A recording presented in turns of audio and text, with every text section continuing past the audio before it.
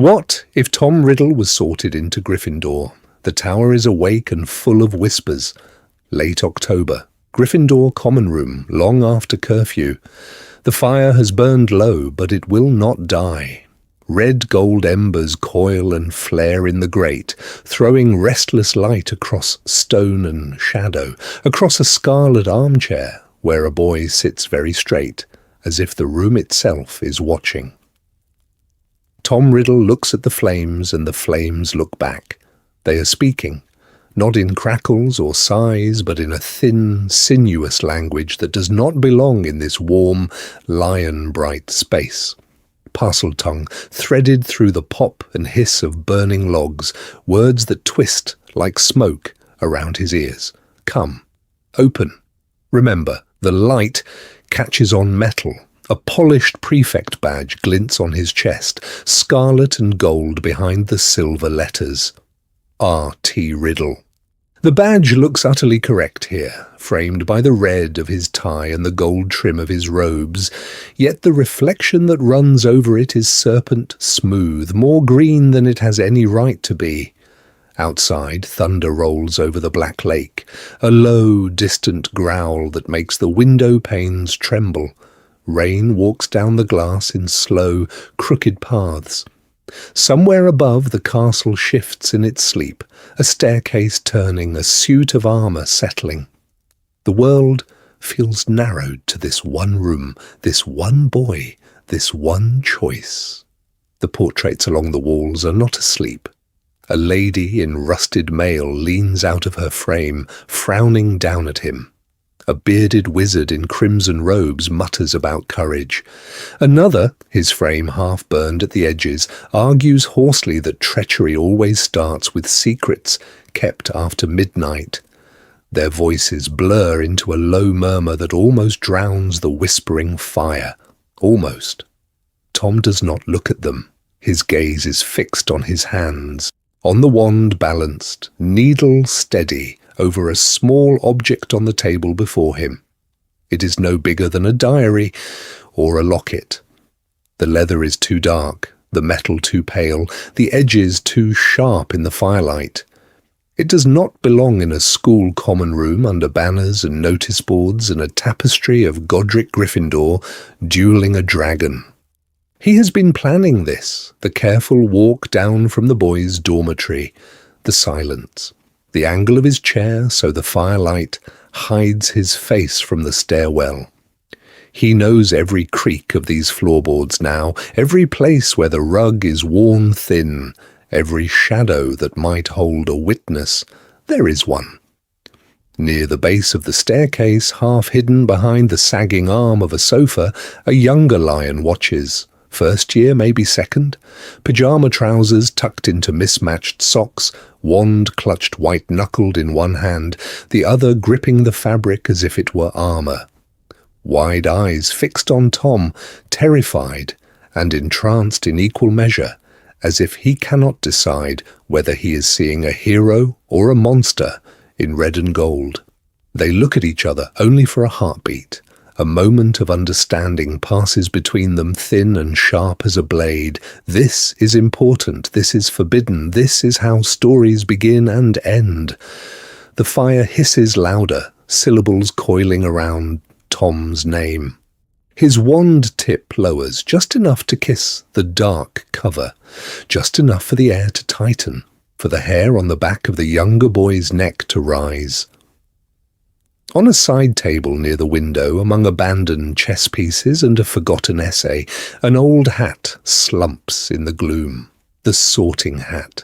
Its brim twitches once as if some echo of a shout reverberates through its seams, as if it remembers a different word it might have spoken years ago but never did. The thunder rolls again. The fire whispers. Tom Riddle, Gryffindor prefect, does not move. Thunder becomes applause. September 1st, 1938. The Great Hall of Hogwarts. Candles float in mid-air, their flames steady, despite the storm outside. 4 long tables stretch beneath banners of red, green, blue, yellow. Hundreds of faces, older students in their house colours, all turn toward the doors where the first years stand in a crooked line. Tom Riddle stands near the middle of that line. His robe is second-hand, the black gone a little shiny at the elbows, sleeves taken up and let down too many times. Underneath, the shirt from the orphanage, carefully scrubbed, cuffs fraying where small fingers once picked at the threads. In his pocket, a folded letter from Professor Dumbledore, the first magical proof that he belongs in this world at all. A comb, a string, a marble, a bag containing everything he owns waits back on the train. He stands very straight, chin level, hands still, the careful posture that hides hunger and humiliation, that says, "I am not like the others at Wool's. I am more." He looks, he counts. Staff table raised on the dais, power collected in a single line of chairs, old man in the centre with a beard like frost, headmaster Dippet. To his left, Dumbledore, eyes bright, watching the first years with interest that feels like a test. To the right, professors he does not know yet but will catalogue. Every laugh, every whisper, every badge on every chest goes into neat boxes in his mind. He has been planning this since the moment he learned the word Hogwarts, planning how to walk into a room and never be looked down on again. Names are called, children stumble forward, sit, flee to tables as the hat shouts. Hufflepuff, Ravenclaw, Slytherin. Gryffindor cheers the loudest, a roar of red and gold, full of people who look like they have never missed a meal. "Riddle, Tom." The hall hushes. He walks to the stool as if this is nothing, as if he has not been waiting his whole life for a door like this to open. The hat drops over his eyes. The world vanishes. Ah! The voice is dry, amused, echoing inside his skull. Another one? "Ambitious, aren't you? Clever too. And something sharp under the surface." Tom goes very still. He does not speak. But the word Slytherin glows in his thoughts like green fire. He has read about it. Great wizards, great power, no more weakness. "Yes," says the hat, tasting that hunger. "Slytherin would take you. You'd do well there. You'd rule there. I see your cruelty, child, your talent for control." Silence stretches. Then the voice shifts. Curious. But there's more. Daring. You walk toward what frightens you just to prove it cannot touch you. You'd face dragons for the pleasure of winning. You'd stand alone in a storm and laugh. A flicker, deep down where Tom never lets anyone look. Not weakness, but the terror of it, of being ordinary, of being no one. Buried under that, a hard, bright wish to prove he is stronger than the world that left him in that grim brick building. Gryffindor, the hat muses. Courage, nerve, chivalry. You could be great there, different, but great. What would you choose if choice were offered? Tom does not answer in words. He sends only the shape of victory, of never bowing, of never being locked in a cupboard or a cellar again. More than any description could contain. The hat hesitates. For a heartbeat it feels the future branching. Serpents and lions, war and legend, a boy in green, a boy in red. It looks once more at the hidden, desperate courage that might yet be turned towards something other than conquest. A decision gathers, silent and fateful, on the edge of its brim. It draws breath to shout the house that will rewrite wizarding history. The room smells of cabbage and disinfectant. Not Hogwarts, not yet. Wool's Orphanage, London. Thin light through grimy windows, peeling paint, iron beds in rigid rows. A wardrobe door that never quite shuts. A corridor where footsteps echo too loudly, because there is no carpet to soften anything, least of all the way children look at each other when adults are not watching. Tom Riddle learns that corridor first, the rhythm of it. Which floorboard creaks, which hinge sticks, how quickly a smaller child's breath will hitch when the light bulb flickers and he chooses not to be kind. He has been planning this without knowing the word for it, testing how far a voice, a stare, a smile that never reaches his eyes can bend the world around him. There is a basement room, a locked cupboard, a box of found things under Mrs. Cole's bed. He knows every hiding place. He knows which latch on the garden gate fails in the rain, when 2 children vanish with him to the seaside cave. It is not an accident. It is the culmination of 100 quiet experiments. The walk there is long, windy, ordinary. The walk back is not. They return white-faced, shaking, unable to explain why the darkness seemed to move, why the rocks felt alive, why they will not go near Tom again. Later, trophies appear under his mattress, a yo-yo, a thimble, a harmonica with someone else's initials scratched away. Mrs. Cole calls it stealing. Tom calls it proof, objects that say, "I can take and no one can stop me." In the yard, animals hesitate when he looks at them. A rabbit freezes, then hops toward him against its own terror. A stray cat arches, then goes still. He's not sure how he does it, only that he likes the way it feels when the world obeys. Inside, the story hardens. He is special. Not loved, never that, but different, superior, meant for more than cabbage and iron beds and adults who drink at their desks, never again at the mercy of anyone. The wound and the shield are the same thing.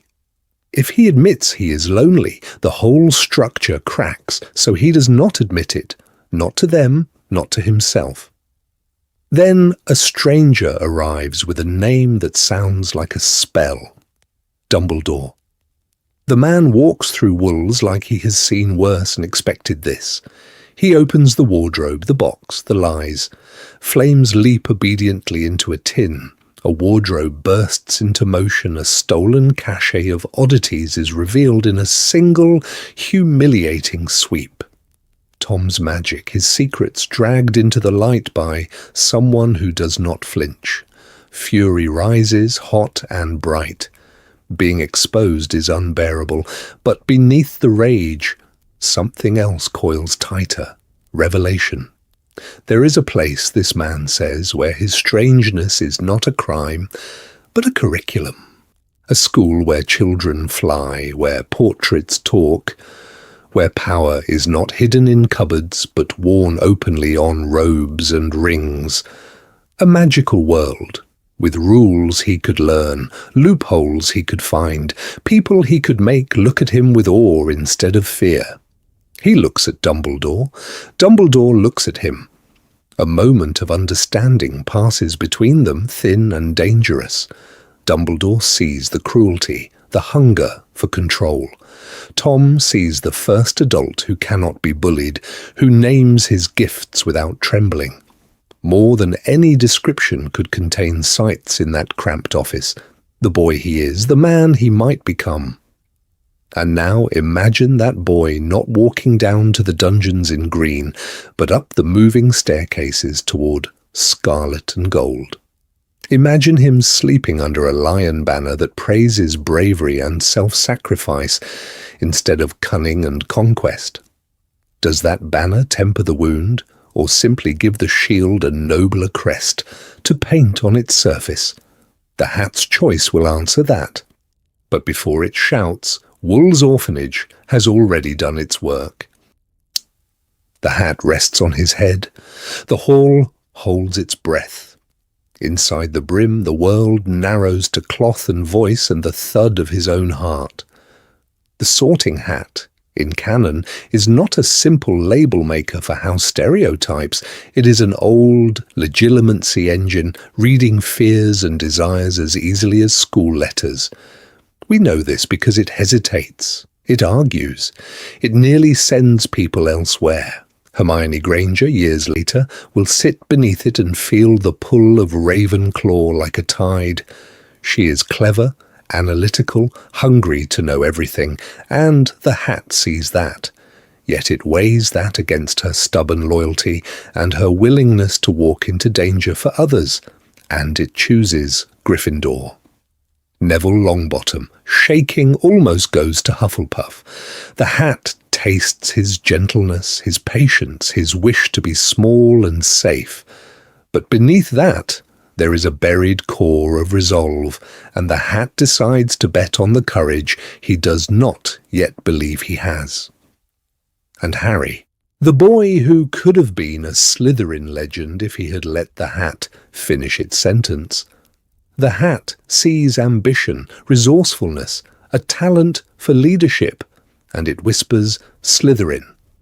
Only when Harry's deep, instinctive revulsion pushes back, not Slytherin, does the hat relent and swing its verdict towards scarlet and gold. Choice matters. Deep desire matters. Rowling has said as much outside the story. The hat considers preference, fear, and longing. It is not sorting what you are on paper, it is sorting what you are reaching for. He has been planning this for Tom as much as for Harry. The mechanism is the same, the input's different. So, what does it see inside Tom Riddle? Ambition and cunning, yes, the classic Slytherin profile. A boy who collects secrets like coins in a Gringotts vault, who studies people the way other children study storybooks. But also a fierce, almost reckless audacity. He walks into dark basements alone. He confronts bullies twice his size with a calm, cold stare. He takes risks with other people's minds and with his own future, not because it is safe, but because it proves he cannot be touched. That is courage twisted, but courage all the same. Here is the divergence. In this timeline, Tom does not explicitly ask for Slytherin. He has no family stories about noble serpents, no letter from an ancestor telling him where he belongs. He only has a vow formed in the silent nights at Wolves, never again, never weak, never at anyone's mercy. The hat touches that vow and does something unexpected.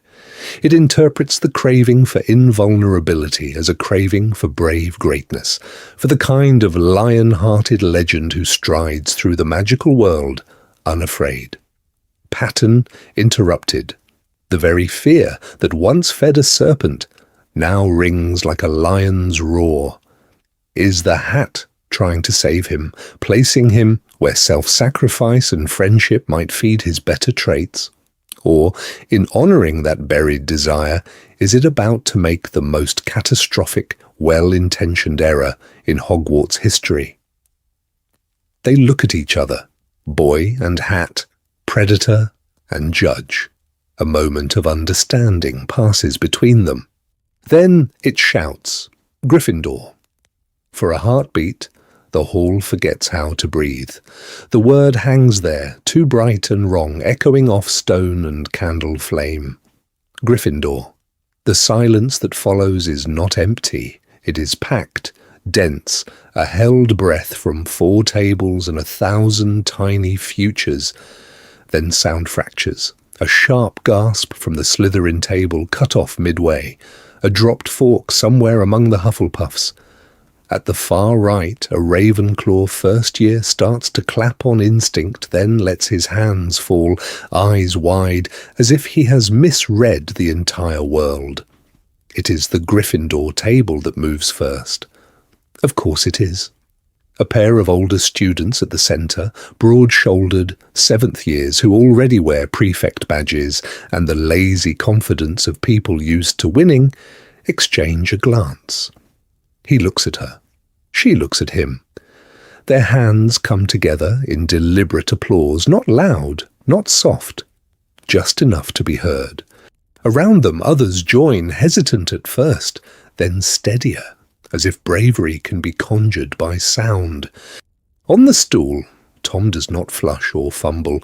He has been planning this, or something like it, ever since the man with the half-moon spectacles appeared at the orphanage and spoke of a magical school, and a place where he might finally be more than an oddity with unexplained talents. He had assumed Slytherin, the right people, the right stories, the house that, even in whispered orphanage rumours, sounded like a bank of old power and old names. The flicker of annoyance is real. A small, sharp flare in his chest. Gryffindor is for loud boys who break rules for fun, for girls who leap before they look.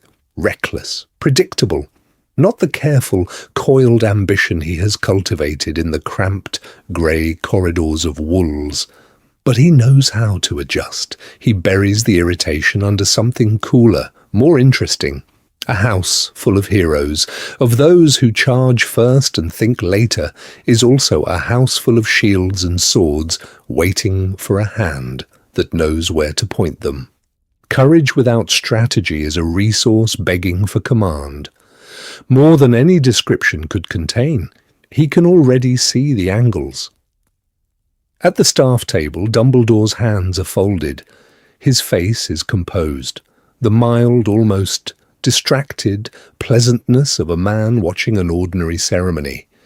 Inside, the surprise lands like a stone dropped into deep water.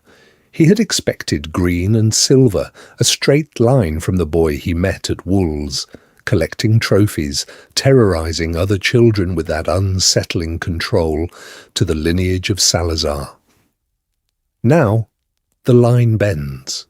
He watches Tom's posture, the way the boy's eyes sweep the tables, cataloguing reactions. Dumbledore is already revising the private notes in his head. Gryffindor will give the boy friends quicker, enemies slower, chances for self-sacrifice and recognition. Will that soften the hunger for control, or sharpen it? At the Slytherin table, disappointment curdles into something tighter. A dark-haired fifth year with a prefect badge leans toward his neighbour, voice low. That one should have been ours. Their eyes follow Tom like a lost investment walking away, like a letter from Gringotts promising wealth that has somehow been delivered to the wrong vault. Gryffindor, by contrast, shifts from uncertainty to performance. A red-haired boy with ink on his fingers scoots over, patting the bench as if Tom is simply another misfit to fold into the noise. An older witch with a scar across her knuckles lifts her chin, studying him with the frank, measuring look of someone who has already decided, we give chances here, but we do not look away. Tom steps down from the stool. The hat leaves his head. The world rushes back in. He walks the length of the hall, every eye a weight on his shoulders. With each step, the colours waiting for him grow clearer. Scarlet banners, gold thread catching candlelight, a lion rampant over the fireplace he has not yet seen. The red and gold scarf is waiting at his place, folded with casual care. As he sits, someone loops it around his neck. The wool settles on his shoulders, warm, heavy. A mantle, the hall decides, a warning sign, some instinct whispers. He touches the fringe, thoughtful. In the shadows above, the hat is silent now, its choice sealed. Somewhere deep below, a sleeping chamber does not yet know its future has shifted. And across the table, an older Gryffindor with watchful eyes is already wondering what, exactly, Hogwarts has just welcomed into its house of lions. The staircase moves under his feet. Stone shifts, iron groans, the whole castle breathing around a thin boy in second-hand robes and newly scarlet trim. Tom walks with the Gryffindor line because there is nowhere else to walk, watching staircases swing, portraits mutter, ghosts drift through stone as if the world itself is half finished and changing its mind. He has been planning this, in his way, since Dumbledore's visit. Not the colours, not the lion, but the problem. A new hierarchy, a new set of rules to learn and bend. He looks, counts, stores, faces. Who laughs, too loudly, who glances back to see if he is following. The corridor to Gryffindor Tower is crowded, hot with bodies and torchlight. A knot of older students clogs the last turn, arguing about Quidditch, about a foul last season that still clearly matters more than any lesson. At the end of the passage, a portrait swings open and shut, admitting bursts of noise and warmth. The fat lady in the pink dress demands the password. Scarlet and gold press around him as the word is given. The portrait swings wide. Heat and light roll out.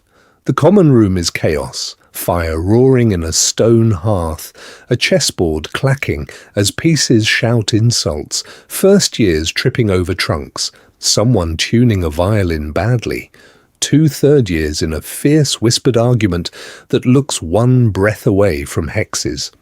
There is a table already buried in books and half-finished essays. It should be overwhelming. It is instead data. Tom stands just inside the entrance, eyes moving. He notes who occupies the best chairs by the fire, who yields space, who takes it.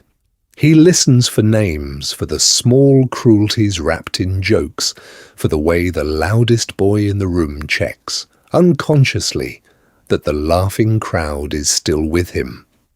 More than any description could contain, this is a map of power. That loud boy spots him. Broad-shouldered, hair like a badly tamed mane, a Gryffindor lion grown half to size already. "Oi, new lion," the older student calls, grinning. "Riddle, yeah? Brave little hero from the Hat song." A few heads turn. Tom feels the glance of a prefect near the fire, badge gleaming, posture straight. The prefect's eyes are assessing, not unkind. A different gaze, sharper, comes from a wiry first-year girl, curled in an armchair, knees up, watching him over the top of a book. She looks at him. He looks at her. A moment of understanding passes between them. Neither of them believes in heroes. "Come on," the older boy says, clapping a hand to Tom's shoulder, with easy, uninvited familiarity.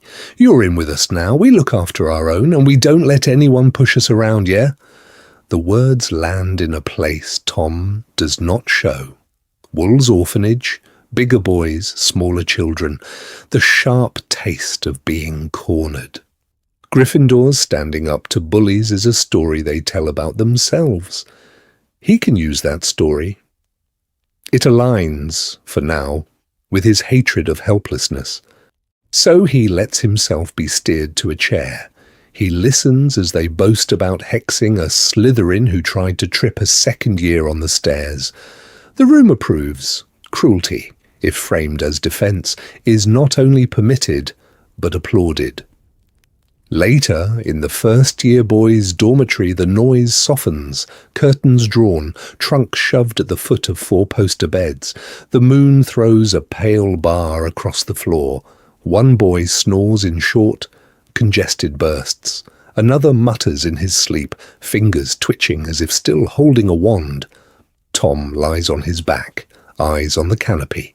He has already warded his trunk with the quiet, careful spells he practiced in the empty nursery at the orphanage, cobbled from library books and what little he could coax from Dumbledore's explanations.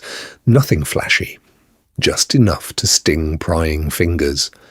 He catalogues habits, who kicked off his blankets, who folded his robes precisely, who left ink uncapped on the bedside table. He knows everything here will matter. Weakness is pattern. Pattern is leverage. Gryffindor, he is learning, is loud about its courage, loud about its protection of the small. If he moves carefully, he can wear that courage like a mask, choose targets that the house already dislikes, speak the right words about fairness while he tests how far pain can go before someone calls it too far. The castle creaks. A distant clock chimes. Tom closes his eyes, not to sleep, but to see the paths again. The moving staircases, the crowded common room, the prefect's watchful gaze. He imagines calmly how this tower might one day be his in more than name. Somewhere below, a serpent carved in stone sleeps on, waiting for a voice that now wears scarlet. How long until it answers? The office is full of slow, careful light. Silver instruments breathe on the shelves. Thin arms rotate, click, exhale threads of smoke that twist into symbols and vanish before they can be read. Fawkes dozes on his perch, feathers dulled to ember red, head tucked, as if the world can wait until morning. It is not waiting. 1 floor above, a serpent sleeps in stone. 1 tower over, a boy who should have worn green lies in a bed hung with scarlet curtains. Dumbledore stands over the pensive. The memory rises in the basin, the hat on dark hair, the thin face lifted, the eyes already measuring the hall. There is a faint echo of the sorting hat's voice, stretched and distorted by the magic of recall. Difficult, very difficult. Plenty of courage, oh yes, and a hunger that feels like cold air in the office even now. He watches Tom again, watches the stillness, the way the boy does not fidget or tremble, the way he looks up toward the staff table as if he has been planning this since long before he knew Hogwarts existed. He remembers another room, peeling wallpaper, the smell of cabbage, a boy in an orphanage office who spoke of making things move, of hurting other children and never being caught. Dumbledore had walked into that meeting with a letter and a wand and the quiet hope that magic would be a rescue. He had walked out with a decision. This child must be watched. That decision has not changed. The context has. Gryffindor. The word had rolled through the great hall like a stone dropped into a lake. Shock first, then a kind of eager relief. A dangerous boy wrapped now in the safest colours they know. A lion on his chest, like a shield he did not earn. Already he can see how the castle will adjust. Minerva, still young, still so fiercely loyal to her house, will look at Tom and see promise first, warning second. She will admire his quick wand work, his precise essays, the way he walks into a room and claims it without raising his voice. She will think, here is a leader for Gryffindor. Horace will notice him too, of course, but a Gryffindor boy, however talented, does not fit as neatly into slug club patterns as a Slytherin prodigy. There will be invitations, but fewer private talks, fewer evenings where influence is poured like wine and swallowed without question. Tom's network will grow differently, more tangled, less pure. Is that safer, or simply harder to see? Dumbledore's fingers drift over the pensive's rim. He thinks of Harry Potter, not yet born, of choices the hat might make again. He thinks of how courage and cruelty can live in the same heart, how house colours are, in the end, only thread. Intervene too strongly and Tom will feel the chain.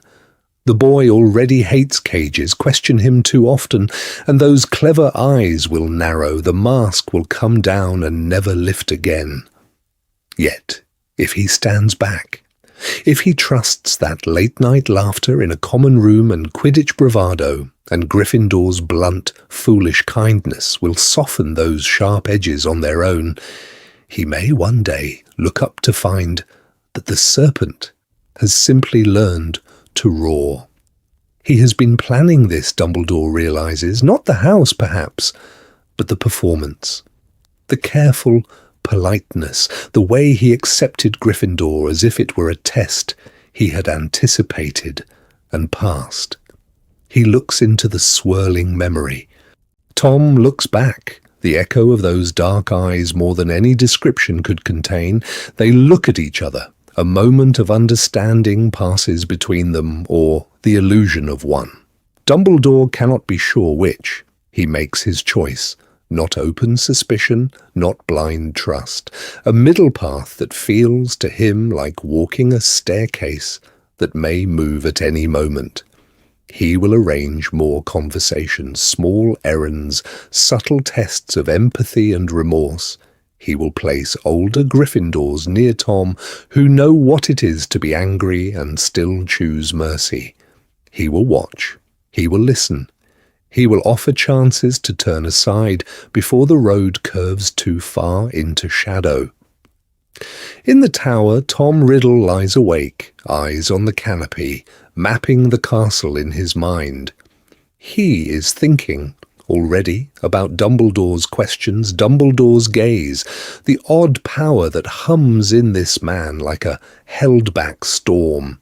He is studying his professor. And in the quiet office, under the slow turning of silver instruments, Albus Dumbledore does not yet know that the mentorship he is planning is a game of mirrors, one that his new Gryffindor may be better prepared to play. The common room is loud and golden, full of firelight and moving shadows.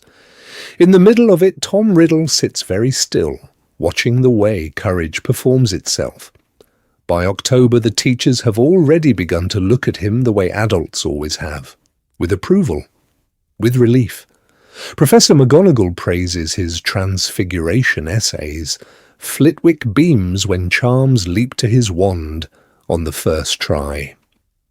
In defence against the dark arts, though, Tom chooses to be more than excellent. He has been planning this. When the boggart lesson comes, he steps forward early, cloak swinging just enough to look accidental, and faces the shifting dark with his chin lifted. The shape that rises is a tall, faceless figure in a black suit, hand reaching, voice like the matron from Wool's orphanage. He kills it with a laugh that sounds almost real. The classroom erupts. A Gryffindor first year who laughs at fear itself. His professor's eyes shine. The story spreads before lunch. After that, he times his bravery. A volunteered answer when a spell is dangerous. A steady hand when a skittish hippogriff tosses its head.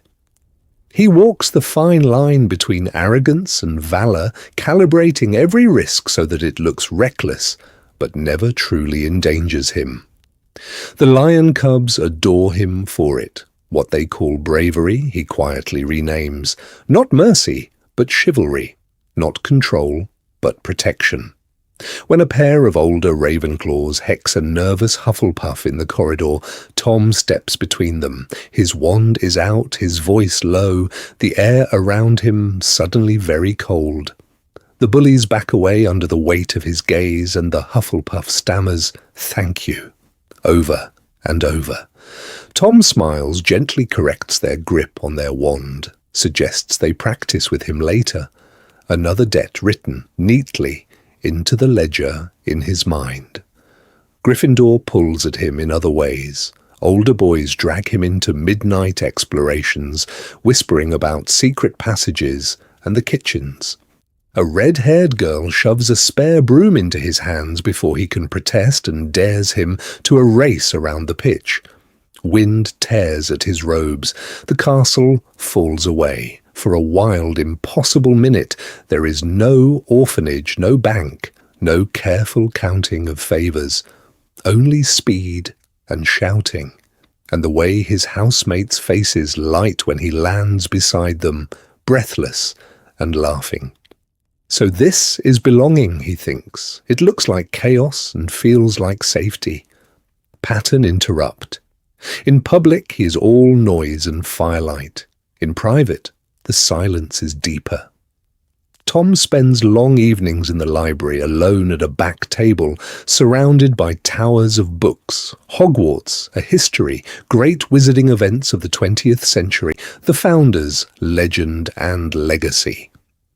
He traces Salazar Slytherin's name on the page with one finger, slow, thoughtful. Courage, ambition, intellect, loyalty, 4 ways to sort the same hunger for greatness. He knows now that the hat could have named him differently. The thought does not unsettle him. It amuses him. Gryffindor, he decides, is simply a more flattering mirror. Here, his hatred of bullies becomes righteous fury. His need to command becomes leadership. He learns the language of courage and justice the way he once learned to forge a signature on a letter at the orphanage, carefully, line by line, while the old worship of power coils untouched beneath. He looks up once, catching sight of a group of laughing students through the library doors.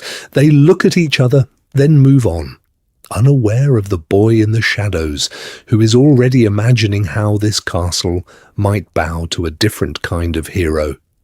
And somewhere above, in a tower lined with portraits, Albus Dumbledore still thinks he is the one doing the shaping. The hiss comes first, soft, pleased, curling through the grass behind Greenhouse 3. September sunlight, damp earth, the low murmur of first years walking back from herbology. Tom lags behind as he often does now, watching the way the castle seems to breathe. A flash of movement near the stone wall catches his eye. A snake, small and brown, tongue tasting the air. He feels something unlock in his chest. The words slide out before he can decide to speak. Stay. You are safe here. The snake freezes, turns, looks straight at him, and answers. The sound is clear, layered, more than any description could contain. He hears meaning where there should only be noise. Around him, the other Gryffindors stop. One boy drops his satchel. A girl makes a thin, shocked sound. Did you talk to it? Someone asks. Half a laugh, half a challenge. Tom straightens, heartbeat hammering. Just calming it, he says lightly. You were all about to trample it. A few uneasy chuckles. One red-haired boy mutters, creepy, under his breath. Gryffindor courage, it seems, has limits. They walk back to the tower with too bright conversation, everyone pretending nothing strange has happened. Tom says little. He has been planning this year as an escape into a better world, a magical world that would finally make sense, but this is something else. A secret language only he seems to know. He finds the word for it weeks later, deep in the library, not in a defense text, not in the neat approved shelves, but in a cracked volume half hidden behind magical waterways of Britain. Parseltongue, the serpent's speech, rare, feared, associated with Salazar Slytherin. Below that, in the same cramped hand, a cross-reference. See, Founders' Legends, restricted adaptation. The Chamber of Secrets. He follows the trail like a scent. Different book, different decade, same story. Slytherin's hidden chamber, a monster, a promise that only his true heir could open it. In another life, Slytherin house politics would already be wrapping around him, whispering about blood and destiny. Here, scarlet and gold hang over his bed, and his roommates care more about Quidditch than purity. It is an inconvenience, not a cure. Gryffindor Tower is high, exposed, full of eyes. No convenient dungeon corridors to vanish into, no common room a few steps from the pipes that lace the lower floors. When he wants to prowl, he has to plan. Late-night walks, justified by prefect rounds, study sessions that end just a little too late, careful routes that bring him near the girls' bathroom no one seems to use. He pauses by sinks, by grates, by the dark mouths of pipes that disappear into stone. He lowers his voice and tests phrases under his breath, sibilants drawn out, sense reaching. Open, wake, answer me. Sometimes there is a rustle, a distant shift, the faintest answering hiss too far away to catch. Sometimes nothing at all. The castle keeps its own counsel. His friends, because he does have them now, do not valorize what the old texts call noble blood. They talk about daring rescues, that have never happened. Pranks that almost get them detention, the thrill of flying too fast. When one of them jokes that Tom must have a map of the entire school in his head, he smiles. A moment of understanding passes between them, but it is the wrong understanding. They think he is restless, curious, brave in the way Gryffindors admire. None of them imagine he is listening for a door that answers only to snakes. At night, lying awake beneath red hangings, he can feel it. Somewhere below, in the dark, under the dungeons, a space waits. Old stone, older magic, a promise written into the bones of the school. Gryffindor has given him noise, companionship, a different script to read himself against. It has not taken the riddle away. The chamber is still there, a door without a key he has yet to find, and the longer it refuses to open, the more he wonders what will happen to him, to Hogwarts, on the day it finally answers. The common room is loud and golden, full of smoke from the fire and the rustle of parchment. In the centre of it, without quite meaning to, Tom has a constellation. Eamon first. Broad-shouldered, freckled, a voice that carries over 3 tables. He tells anyone who will listen that Riddle is brilliant, that Riddle will be head boy, that Riddle will probably save the whole world before breakfast. He has been planning this reputation campaign since October, hoarding stories of Tom's clever answers in class, his precise wand work, the way he looks a professor in the eye and never flinches. On Tom's left, usually with ink on her fingers, is Katrina Macmillan. Old family, old principles. She argues with him about everything, house points, prank boundaries, what courage actually means. She looks at him. She looks through him. When he suggests a shortcut, she wants the rule book. When he suggests bending a rule, she asks who pays the price. The third star in the orbit is Benji Dawes, a wiry half-blood with bitten nails and a habit of watching the door. His father works at Gringotts, his mother is Muggle. Benji knows too well how thin the wall is between the magical world and the one that forgot him. When older Slytherins corner him outside the library, it is Tom who steps in, voice silken, wand relaxed at his side. The hexes stop. The message spreads. Dawes is riddles. There are evenings that feel almost simple. 4 of them crammed into the armchairs nearest the fire, textbooks open, quills scratching. Eamon muttering through transfiguration theory, Katrina correcting his pronunciation, Benji quietly solving the problem 2 steps ahead, and glancing at Tom to see if he has done it right. Tom leans back, listening to the rise and fall of their voices, the way they argue and laugh and defend each other in the Quidditch stands, as if nothing outside this tower exists. He catalogues it all. Who hesitates before a lie? Who looks away from an unfairness? Who will walk into trouble if he frames it as tradition, as duty, as for the good of the house? He has been planning this too, a map of loyalties and fears, drawn in late-night whispers and shared secrets. Benji's terror of losing his place, Eamon's hunger to be needed, Katrina's refusal to bow to anyone, even him.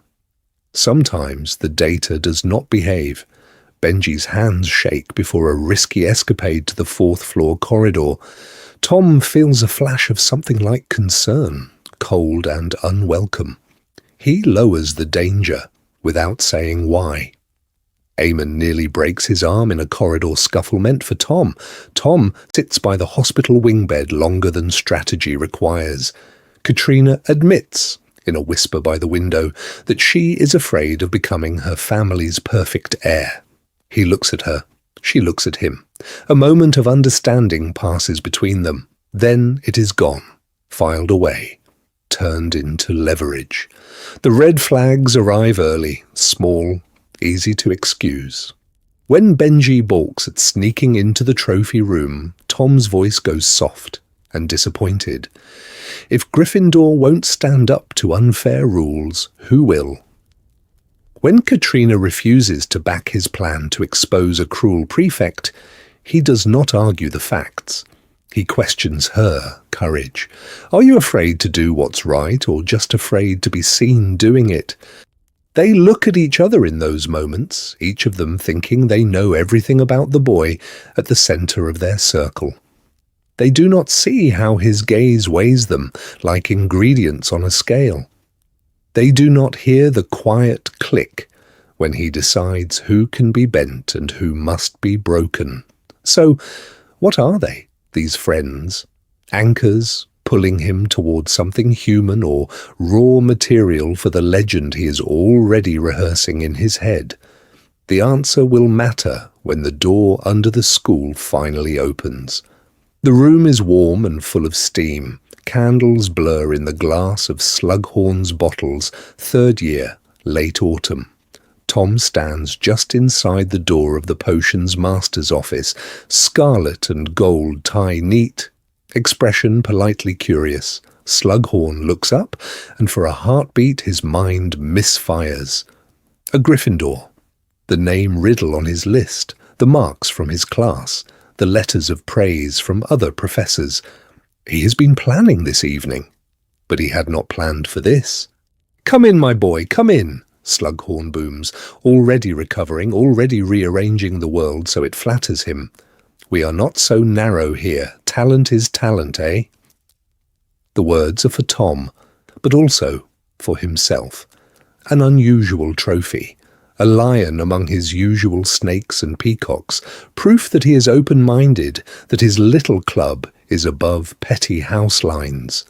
Tom walks in slowly, taking inventory, cushioned chairs, silver tray with crystallized pineapple, students from every house, a Ravenclaw prefect, quoting regulations, a Hufflepuff whose family owns half the cauldrons in Britain, 2 Slytherin boys already watching him, like he is either a rival or an opportunity. He notes who laughs too loudly at Slughorn's jokes, who looks bored, who looks hungry. In the original timeline, all the threads here ran green and silver. Now the tapestry is messier. At one gathering, Tom stands between a Slytherin whose father sits on the Wizengamot and a Gryffindor chaser who wants to reform Quidditch safety rules. He listens as they argue about ministry funding, about brooms, about laws. He asks small, precise questions that make each feel understood. More than any description could contain, this is his education, not just in potions, but in people. The Gryffindor colours change the picture.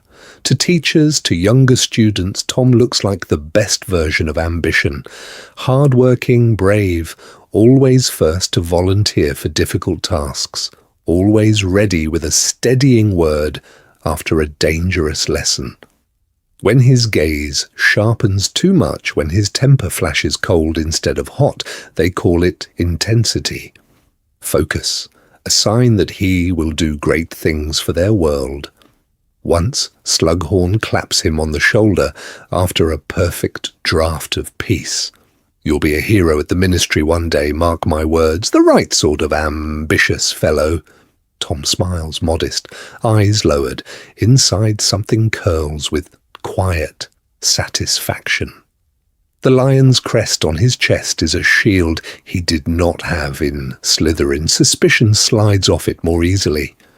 The Horcrux conversation comes later in this softened light. A smaller party, fewer students, more drink in Slughorn's cup. Tom waits until the others are arguing about Quidditch scores. He has been planning this, collecting references, testing boundaries in essays, in offhand remarks about ancient magic.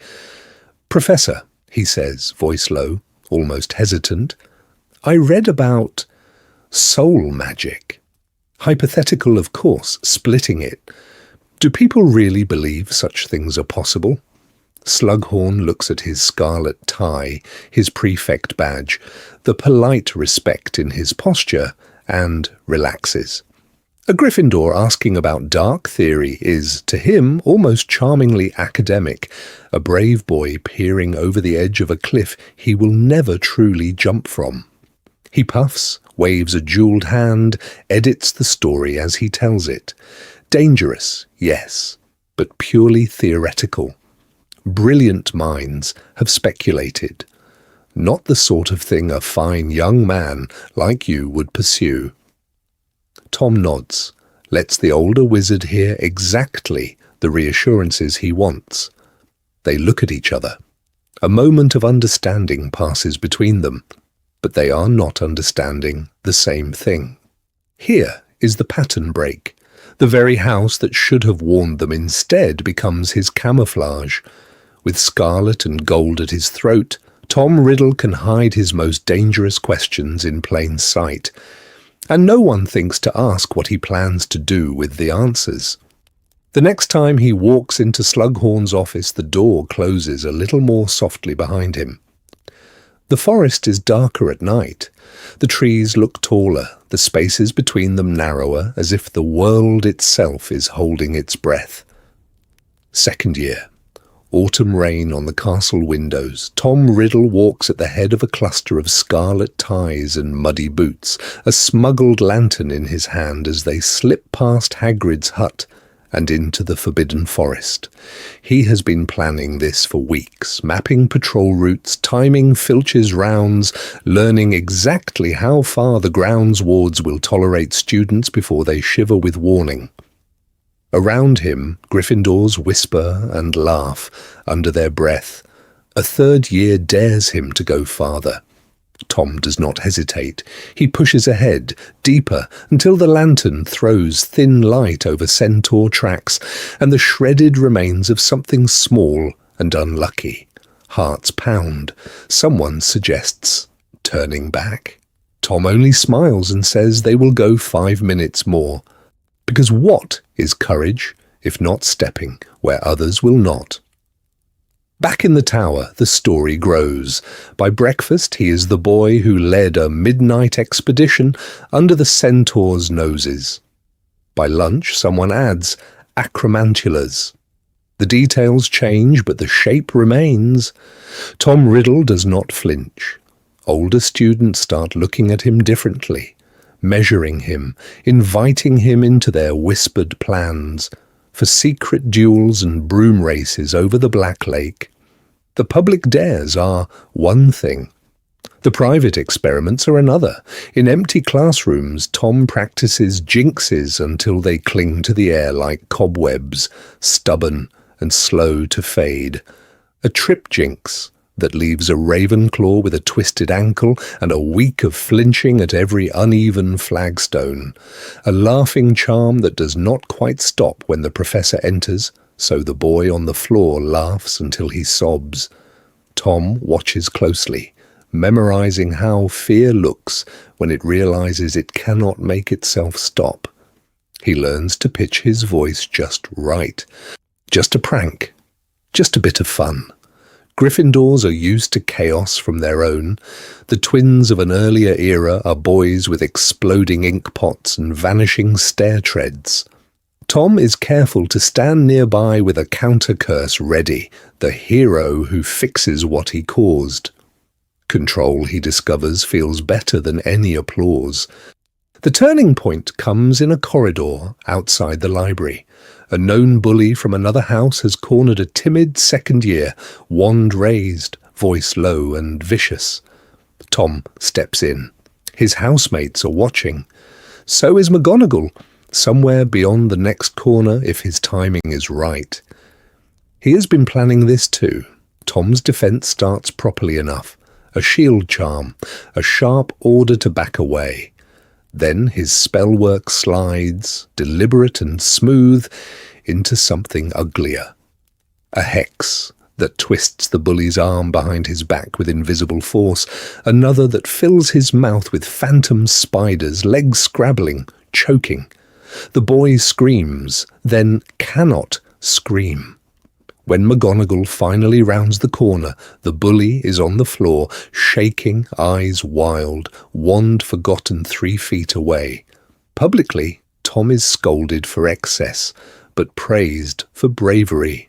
He looks contrite. He says he only wanted to make sure it never happened again. Some Gryffindors clap him on the back in the common room that night, voices bright with satisfaction. Serves him right.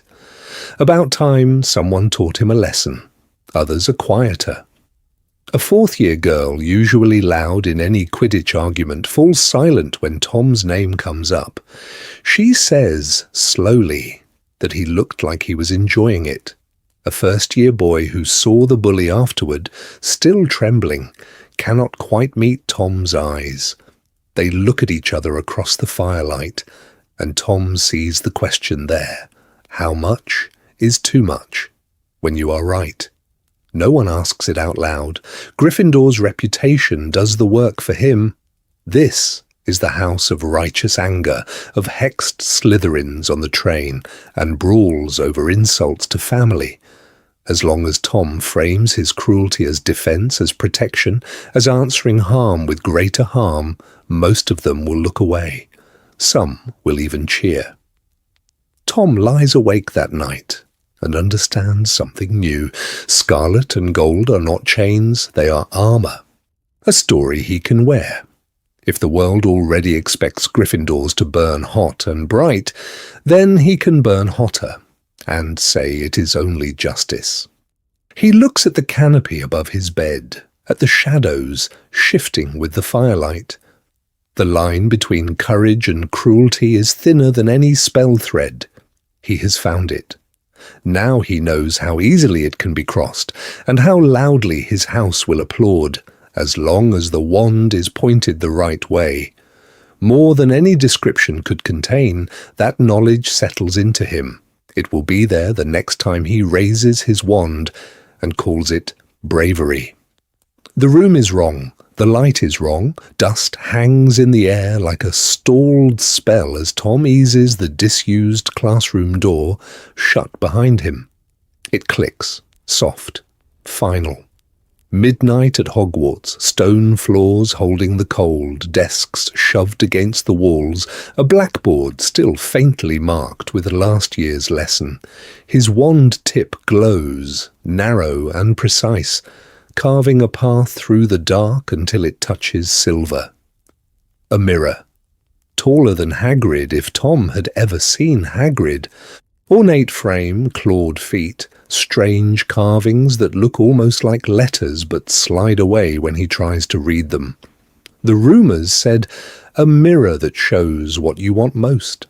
Children whispered about lost parents, Quidditch cups, OWL scores.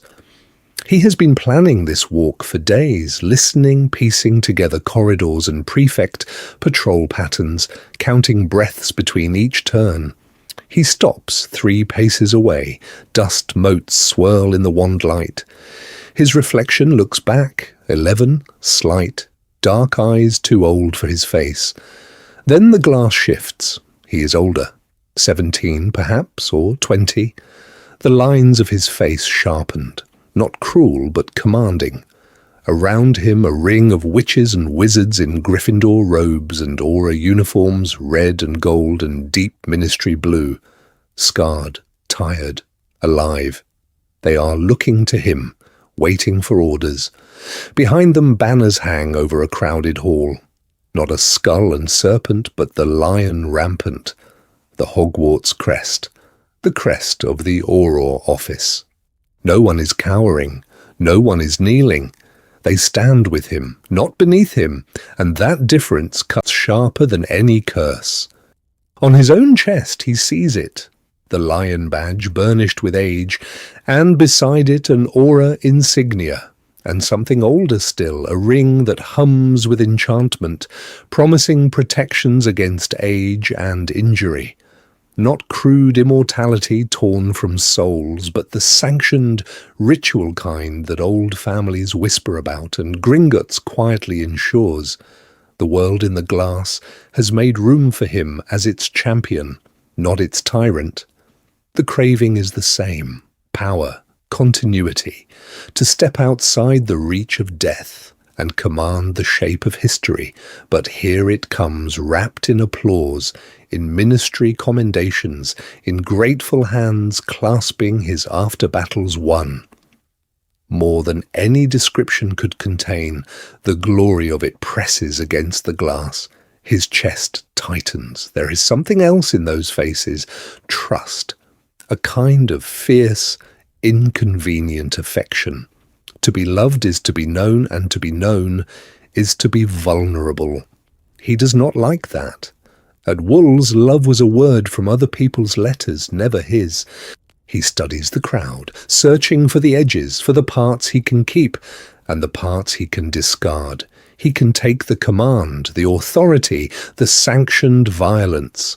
He can leave the rest. He decides, in the quiet way he always decides, that he will pursue the power, not the affection. And yet the mirror has spoken. It has not shown a dark lord cloaked in terror, but a war hero cloaked in law. If darkness rises in this timeline, Tom Riddle may be the one they send their children to, the one they trust to strike first, strike hardest, and never flinch. What happens when the wizarding world's brightest lion learns to fight monsters by becoming something that looks very much like one? The badge is small, red and gold, polished to a mirror sheen catching the torchlight as he turns it in his fingers.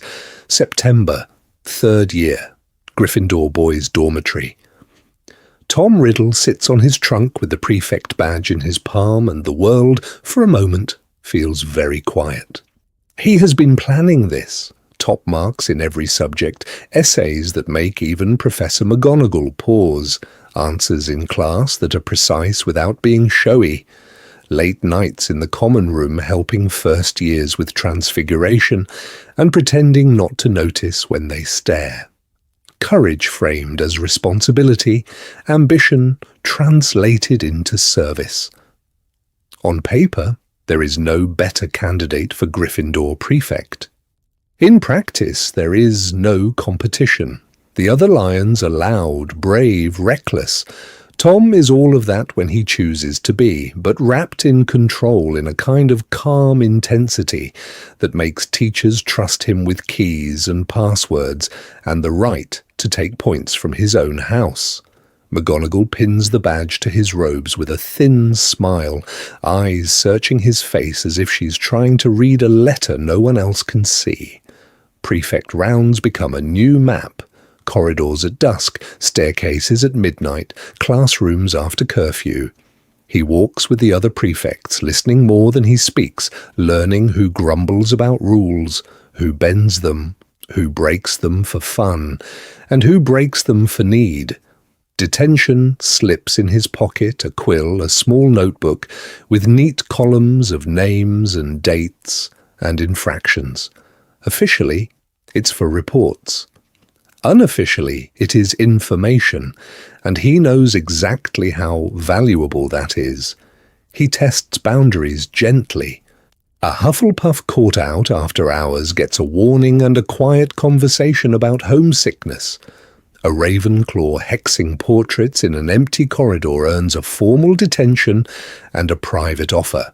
Behave, and the report can be phrased kindly. He never lies, not on paper. He simply chooses which parts of the truth to emphasize. The cross-house fight comes in October. A Slytherin 4th year and a Gryffindor chaser, wands out, shouting by the charms classroom, spells already in the air. Tom steps between them before anyone else can react, shield charm flaring, voice cutting through the noise, wands down. Now. He looks at the Slytherin, then at the Gryffindor, weighing, measuring. In public, he splits the blame evenly, assigns equal detentions, walks them both to their heads of house with the same calm explanation. In private, he files away who flinched, who met his eyes, who looked relieved when he took control. They look at each other as he closes the office door, and the Slytherin's gaze holds a flicker of something like wary respect. A moment of understanding passes between them. By November, the first years trail him like ducklings. They copy the way he holds his wand, the way he squares his shoulders when he walks into a room. When he talks about bravery, he talks about doing what is necessary, not what is comfortable. And they nod as if this is everything the Sorting Hat ever meant. He shows them how to stand up to bullies, and also how to strike first if a threat is certain. He praises honesty, but quietly admires the girl who lies smoothly to protect a friend. His version of Gryffindor honor is sharper at the edges, more than any description could contain. From the far end of the corridor, Dumbledore watches. The boy in scarlet and gold disperses a brewing duel with a few calm words, hands back a confiscated Zonko's product with a conspiratorial half-smile, then turns away, shoulders straight, badge gleaming. Dumbledore sees the good Tom is doing fewer fights, less open cruelty, younger students who walk a little taller under his protection. He also sees the subtle chill in the way Tom enjoys command, the way his eyes linger not on the chaos he prevents, but on the moment everyone turns to him, waiting to be told what happens next.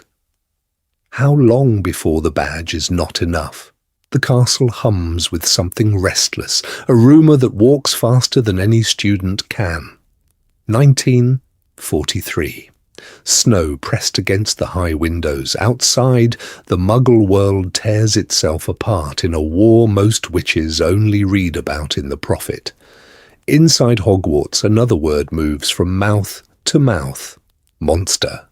A hidden horror in the pipes, in the walls, in the very bones of the school. Tom hears it in the common room in the Great Hall between prefect patrols.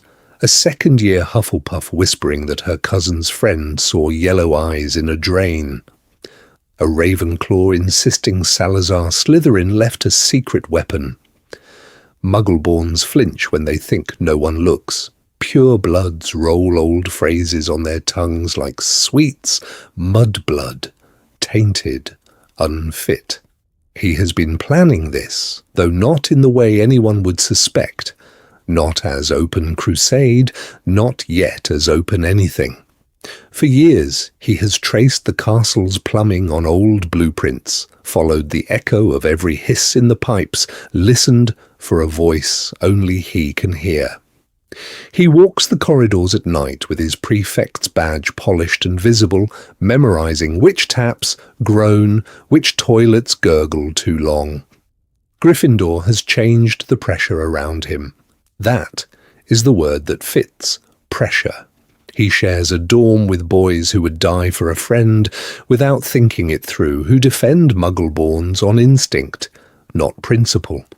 He looks at them across the firelight, listens to them grumble about ministry decrees and Muggle bombings, and feels something complicated twist in his chest.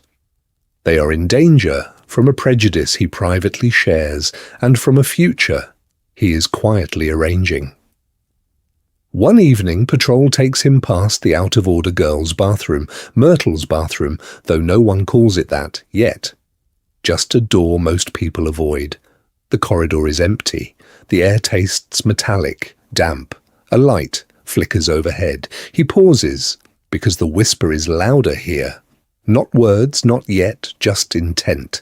A promise coiled in the pipes. He steps inside, cracked tiles, a row of sinks, one with a tiny serpent engraved around the tap, so faint it could be a flaw in the metal, almost nothing.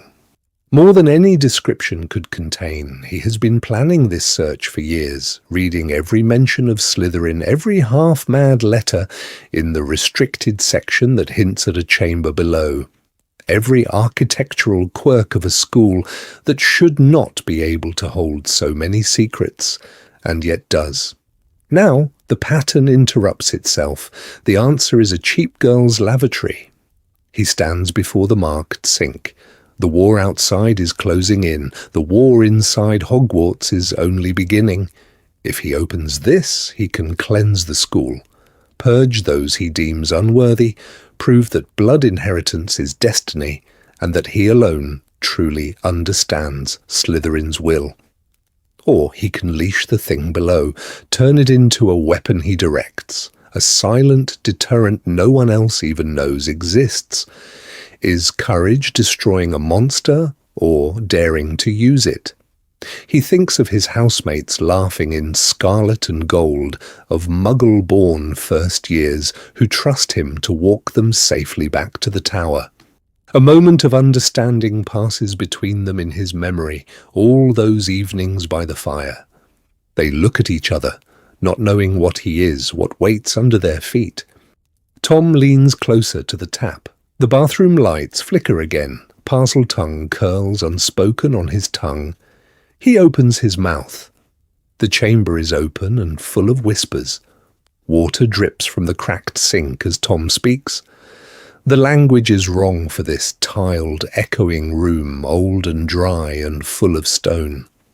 The sinks grind aside. The pipe yawns. Cold air rises like a breath from the throat of the castle. He has been planning this for months, not for chaos, not for sport, for proof. Proof that the stories in the Gaunt Ring are real, that the blood inheritance he suspects in his own veins is more than a name in a crumbling family tree. Proof that he can call something ancient and terrible out of the dark and make it bow. He steps into the pipe. The fall is longer than he expects. He lands, rolls, comes up with his wand already in his hand. He walks forward, light blooming at the tip, past bones and scales and the shed skin that looks like an abandoned train carriage. More than any description could contain. He speaks again. The door opens. The basilisk uncoils like a continent shifting. Yellow eyes, slitted and patient, fix on him. It tastes his scent, his fear, his resolve. In that moment, he understands why Slytherin built this place underground, why power like this is never meant to see the sun. He does not unleash it on the school. That would be noise, and noise invites witnesses. Instead, he has chosen. A muggle-born boy in Hufflepuff who delights in hexing smaller first years in empty corridors, who calls them charity cases and mud and laughs when they cry. Tom has watched. He has intervened once, twice, with prefect authority and calm words. The boy smirked and stopped when anyone was looking. Justice, Tom tells himself now, surgical, precise. He commands the basilisk in Parseltongue, voice steady, conditions layered like wards. One target, one strike, no killing blow. He pictures the boy, the timetable, the shadowed corner by the unused classroom where the bullying always happens. The monster listens. Then it moves. A silent river through the pipes. The attack itself is almost mundane. A scream cut short, a thud. A prefect finds the Hufflepuff rigid on the floor, eyes wide and glassy, skin cold, but not dead. Petrified. Not a corpse, but close enough to chill the blood of every student who walks past the hospital wing. Rumours spread. A curse. A potion gone wrong, a wild creature in the walls. No one knows. Everything feels thinner, more fragile. The castle looks the same, but the laughter in the great hall is half a shade too forced. Tom watches from the Gryffindor table, expression appropriately grave. Inside, there is a quiet, fierce satisfaction. He has touched an old weapon and come away unburned. He has proved his potential and left no pattern, no trail of escalating horror to point back at him. Almost no trail. Because Dumbledore looks at him. Tom feels it, a weight from the staff table. Their eyes meet for a fraction of a second. A moment of understanding passes between them, not of facts, but of instincts. Dumbledore cannot say monster. There is only one victim, no blood, no open war in the corridors, yet something in the air tastes wrong to him, like a spell, cast just out of earshot.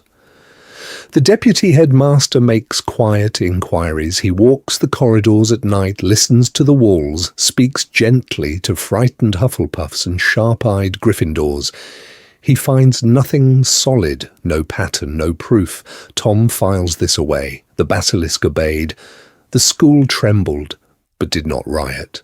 Authority suspects but cannot act. It is, he thinks, a successful test. He also files away Dumbledore's look. The next move will have to be even quieter and braver. What kind of Gryffindor uses courage to refine a weapon under his own common room? The castle waits for his answer, stone and pipes and sleeping monster all listening.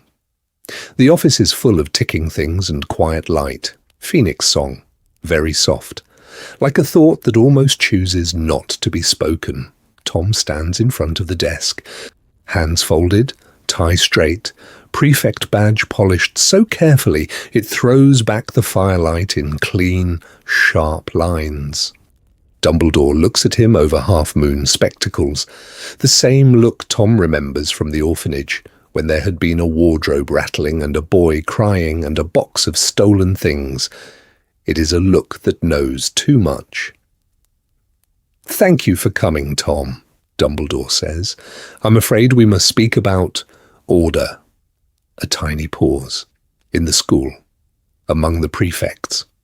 He has been planning this, Tom thinks. Not the attack, that was his, but this conversation, this stage, this arrangement of chairs and teacups and the innocent word order laid over corridors that still smell of fear. "I'm glad to help, Professor," Tom answers. His voice is low, careful. "Everyone is so frightened. I thought a Gryffindor prefect should be seen, walking the halls, keeping younger students calm." Dumbledore's eyes warm, then sharpen. "Yes, you have been very visible." He pours tea, does not drink it. "Tell me, Tom, what do you make of fear?" Tom lets his brow crease just enough. "It's dangerous. It makes people do foolish things, panic, hurt each other. Whoever attacked that girl—" He stops, lets the sentence hang. "I can't understand wanting that. Can you not?" Dumbledore's tone is mild. "Fear is also useful. Those who learn to control it can move crowds, armies, ministries, a school." Tom's heartbeat ticks in time with the silver instruments. He looks down at his cup. "I only want people to feel safe, sir." Each word placed like a chess piece. "If I can stand between them and whatever is in these walls, I will." Dumbledore studies him as Iron Scale once studied Harry in another world, weighing more than any description could contain. "And blood, Tom? Does safety belong more to some than others?" "I'm a half-blood orphan," Tom says softly. "Gryffindor took me. Hogwarts took me. I know what it is to be outside. I would never deny anyone a place here." The lie is smooth, wrapped around a hard, bright core. "A generous answer." Dumbledore sets his cup down. "Yet I have watched you. You dislike what you cannot control. You dislike those who remind you that power is shared." Tom lets colour rise to his cheeks, as if in hurt. "Is it wrong to want to be effective, sir? To make sure no one can ever hurt the school? The danger," Dumbledore says quietly, "is when one begins to think fear itself is a tool to be kept in a private drawer, to frighten the right people for the right reasons. Darkness does not care for our justifications, Tom. It only cares that we open the door. They look at each other. A moment of understanding passes between them, thin as a blade. Tom feels it. The way this man is not fooled, not entirely. The way his words walk right up to the edge of the chamber without naming it. "Of course, Professor," Tom says. His smile returns, small, strained. "I'll redouble my efforts, as a Gryffindor should." Dumbledore inclines his head. Do remember that courage is not the absence of fear, but the refusal to make others live inside yours. Tom leaves with his mask uncracked. The office door closes with a soft click behind him. On the stairs, his hand tightens on the banister until the wood creaks. Fury burns, cold and disciplined. To be seen, and yet not stopped. To be warned like a child. Fine. If Dumbledore can see this far, then the next steps must happen where no light reaches, below stone, beyond the reach of Phoenix Song. He walks back toward Gryffindor Tower, already rearranging plans. The chamber will not be a test next time. It will be a proof, and whatever he becomes, it will be beyond Dumbledore's reach. The room is warm, full of glass and gold, and the soft clink of crystal. 5th year, Slughorn's office. A fire crackling, pineapple fizzing in goblets, the Slug Club gathered close like planets around a small, self-satisfied sun. Tom sits where he always sits now, in Gryffindor Scarlet, posture relaxed, eyes alert. He has been planning this, not the party, not the flattery. The question. Slughorn rambles about famous students, about medals and orders of Merlin, about those who died young, names caught forever in stained glass and chocolate frog cards. A brave aura. A curse breaker, a girl who stood in front of a werewolf so her team could escape. The stories are meant to inspire, but Tom listens as if they are a ledger of waste. He waits for a lull, then leans forward, voice mild. Professor, do you ever worry that our greatest leaders die before their work is done? The room shifts. Slughorn looks at him, pleased by the seriousness, the almost Dumbledore-like weight to the question. Tom lets the silence grow, then adds, "It seems irresponsible almost. To leave your people unprotected because your body failed you. It sounds noble, it sounds like the Gryffindor common room at midnight when older lions talk about dying for a cause and the first years listen with wide eyes. Tom has heard those stories too. Godric on the battlements, Lillian Prewett facing a hydra alone. Nameless martyrs who walked into dragonfire so others could walk away. He knows every line. In his mind, they twist. Why die on the battlements if you could stand there for 100 years? Why pass the torch if the torchbearer could simply refuse to fall? If courage is staying when others run, why must it end when the heart stops? He asks about Horcruxes the way a healer might ask about contagion, hypothetically. For understanding, for the safety of others. If a witch or wizard could anchor themselves, not out of fear, but to ensure continuity of leadership in dangerous times. He mentions the coming Muggle War, the letters in the Daily Prophet, the whispers about Grindelwald. Who will guide wizard kind if the best among us are cut down? Slughorn, flattered by the concern, gives him just enough. A word, a direction, a warning dressed in indulgent fondness. Tom nods, grave, as if accepting a burden on behalf of the whole magical world. That night, he walks back to Gryffindor Tower, then past it, down, deeper. The library first, then the places beyond catalogues where books have no proper home and the dust looks back at you. He has been planning this, too, which stacks to search, which restricted titles to request with carefully forged letters of recommendation, which rituals to trace from footnote to footnote until a path appears. He tells himself he only wants to understand soul magic, to map its edges so that when the war comes, and it will come, he can feel history tightening like a bowstring. He will not be ignorant. A leader cannot be ignorant. A guardian of their world must know everything that can break it. Gryffindor has given him words for this: duty, sacrifice, legacy. He wraps them around the same cold hunger that drove him in another timeline and calls it protection. The house that sings of noble deaths has, without meaning to, taught him the argument for never dying at all. Somewhere in the castle, a portrait hero lifts a painted sword and freezes as if listening. Somewhere else, an old hat remembers another boy who begged not to be Slytherin. They look at each other, those memories across years and choices. And in the dark, between shelves, Tom Riddle finds the first true description of a Horcrux. He smiles. What, he wonders, would Dumbledore call this? Cowardice? Or the purest form of courage? The page does not answer, but something under the school does. The roar hits before the whistle. September, 5th year. The stands are a living wall of scarlet and gold, banners rippling, voices breaking on one name. Riddle, Riddle, Riddle. He hovers above the pitch for a breath, Gryffindor captain's badge catching the weak Scottish sun, and looks down at a school that has decided, almost unanimously, that he is what a lion should be. Prefects on both sides of the hall nod to him.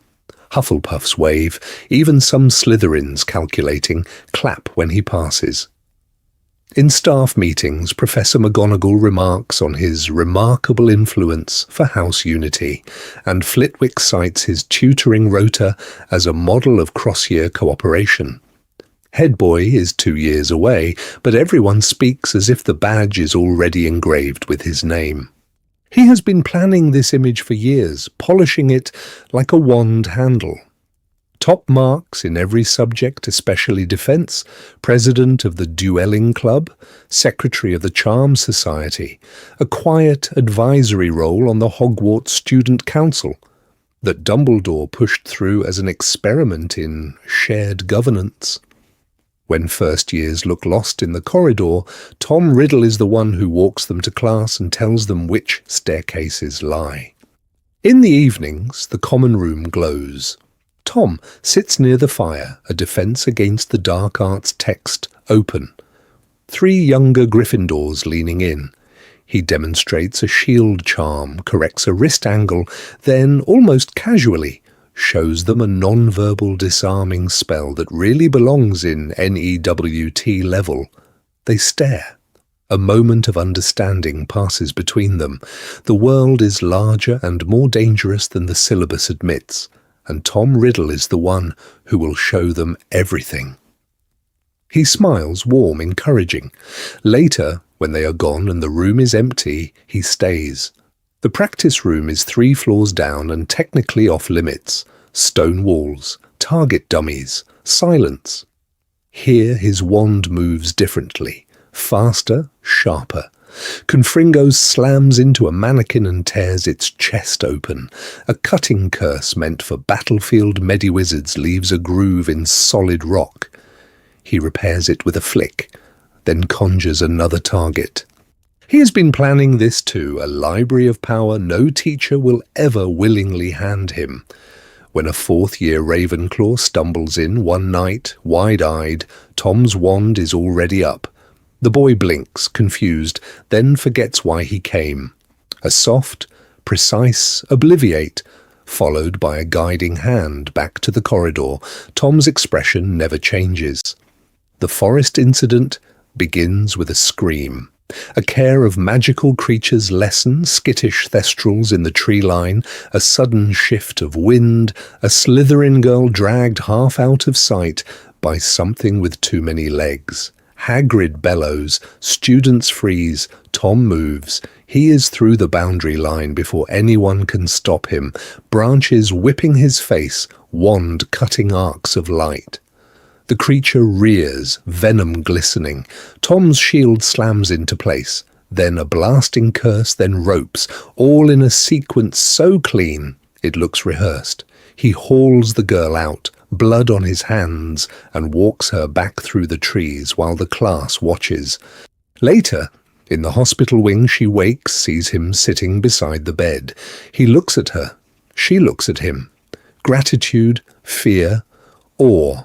More than any description could contain. Dumbledore, at the staff table that evening, studies Tom's calm profile while the hall buzzes with the story of his courage.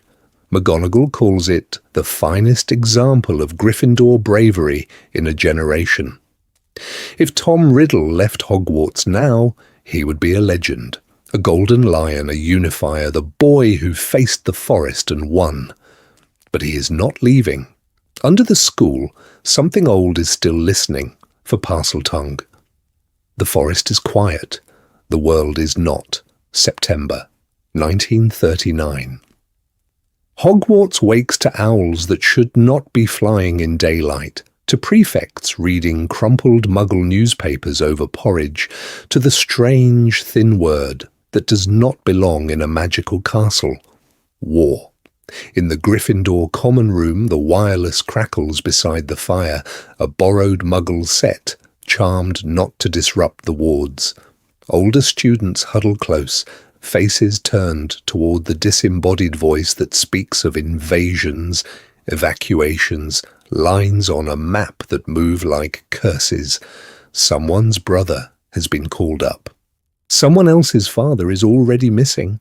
Tom sits in the second row of armchairs, not quite in the circle, not quite outside it. He listens. He has been planning this quiet study of fear, since the first headline mentioned Germany and bombs and cities burning. He watches the way the half-blood boy from Leeds grips the arm of his chair as he describes blackout curtains, the wail of sirens, the night the house down the street vanished in dust and glass. A Muggle-born girl from London talks too fast, the words tripping over each other. How the neighbours looked at her family when they did not run for the shelter quickly enough. How the landlord muttered about their sort, even before the first raid. Tom knows prejudice when he hears it. He files it beside every slight at Wool's orphanage, every look that said, unwanted. He says little. He does not need to. The pictures form themselves. Muggles who can burn a city without a single wand raised, who can erase a street with metal dropped from the sky. Chaotic, dangerous, uncontrolled. Gryffindor teaches that the strong stand between danger and the weak.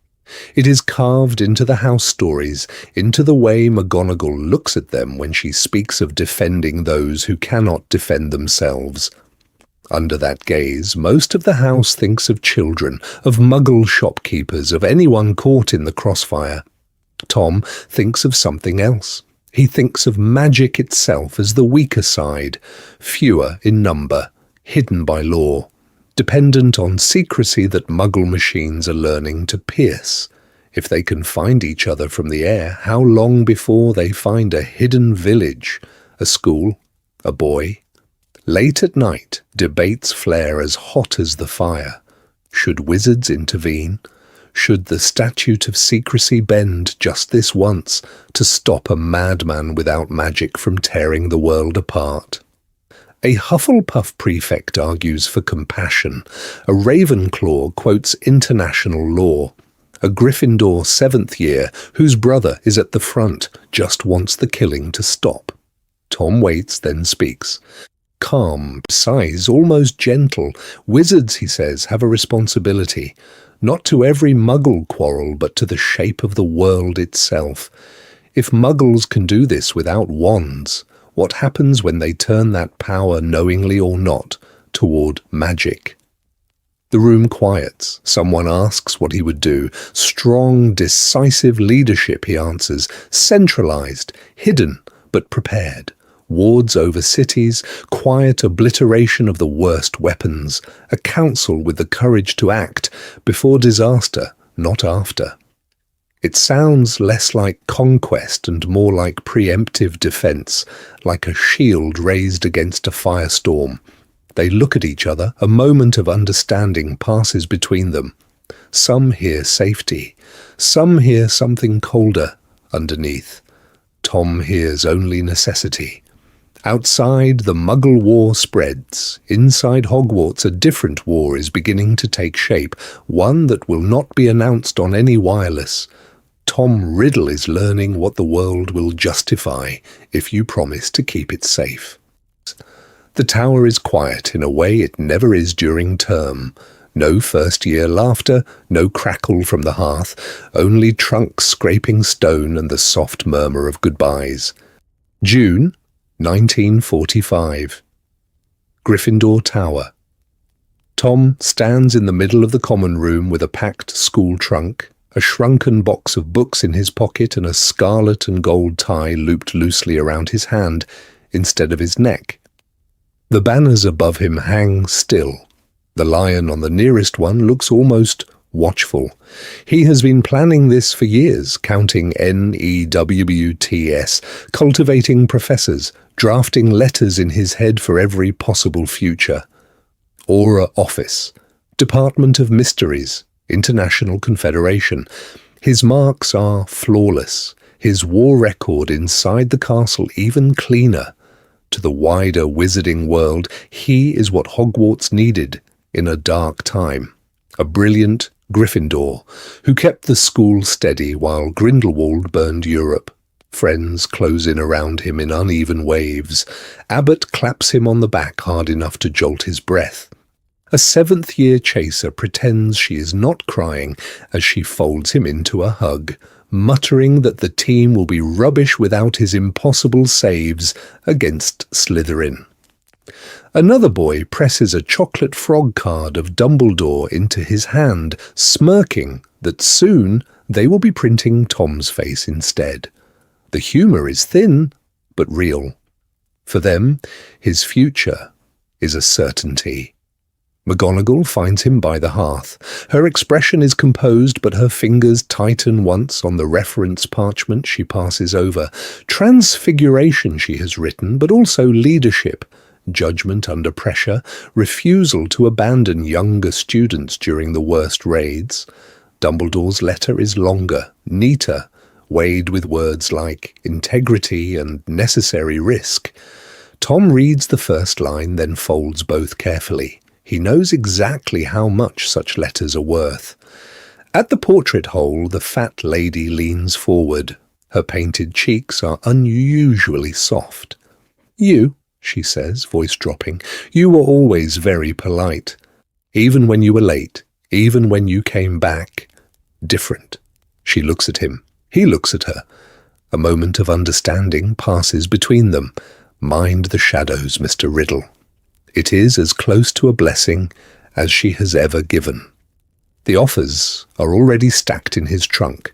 A formal invitation to Aura training, fast-tracked because of his dueling record, a ministry internship in magical law enforcement, a discreet note from an unspeakable who saw his arithmancy work and wants to talk in a windowless room below the Department of Mysteries. Slughorn has paraded him at 2 Slug Club dinners as the future of Gryffindor, the boy who will walk into any office in London and be welcomed. Tom chooses Nocturne Alley instead. He frames it as strategy when he explains it in the common room that last week. If we mean to fight dark magic, someone has to understand it, not from books, from the source. He says Borgin and Burke's like a curse he is willing to carry. Better a Gryffindor behind that counter than another nameless clerk selling cursed lockets to children. They react the way he expects, and the way he doesn't. Abbott is furious, pacing, demanding why Tom would throw away an aura badge he could practically already feel in his hand. A quiet girl from his year only nods once, eyes searching his face as if she can see the argument beneath the argument. Some believe him immediately. They have seen him stand between first years and danger, and the story of brave Tom infiltrating the dark markets fits too neatly. Others are not sure what exactly he is infiltrating. "So you'll be our spy," one friend jokes, not quite lightly. "Our man in Borgin and Burke's." "So I will," Tom answers. His smile is small. He does not add that the shop has already written to him, that Borgin himself admires a young man who can talk about cursed armour with such precision. He does not add how much easier certain research will be once he can touch every artifact that passes through that narrow door. The day he leaves, he walks down from the castle in muggle-cut robes under his cloak, trunk bumping behind him. The Hogwarts Express takes him back to London with a roar and a cloud of steam, setting him down between the Muggle station and the hidden pub like a piece on a crowded board. He does not go to the bank. Not yet. Gringotts can wait. He turns instead toward Diagon Alley, then slips almost casually into the thinner, darker lane that peels away to the left. Nocturne Alley smells of damp stone, old smoke, and something metallic under the air. The light fades fast. He pauses once, loosening his grip on the Gryffindor tie until the colours blur. Scarlet and gold vanish beneath a neutral travelling cloak as he steps fully into the shadows. But under his skin, the lion does not dim. It coils, proud and restless, as he reaches for the door of Borgin and Burke's and the little bell that will announce him to a different kind of war. Dust and quiet, and the low, unpleasant hum of things that want to hurt.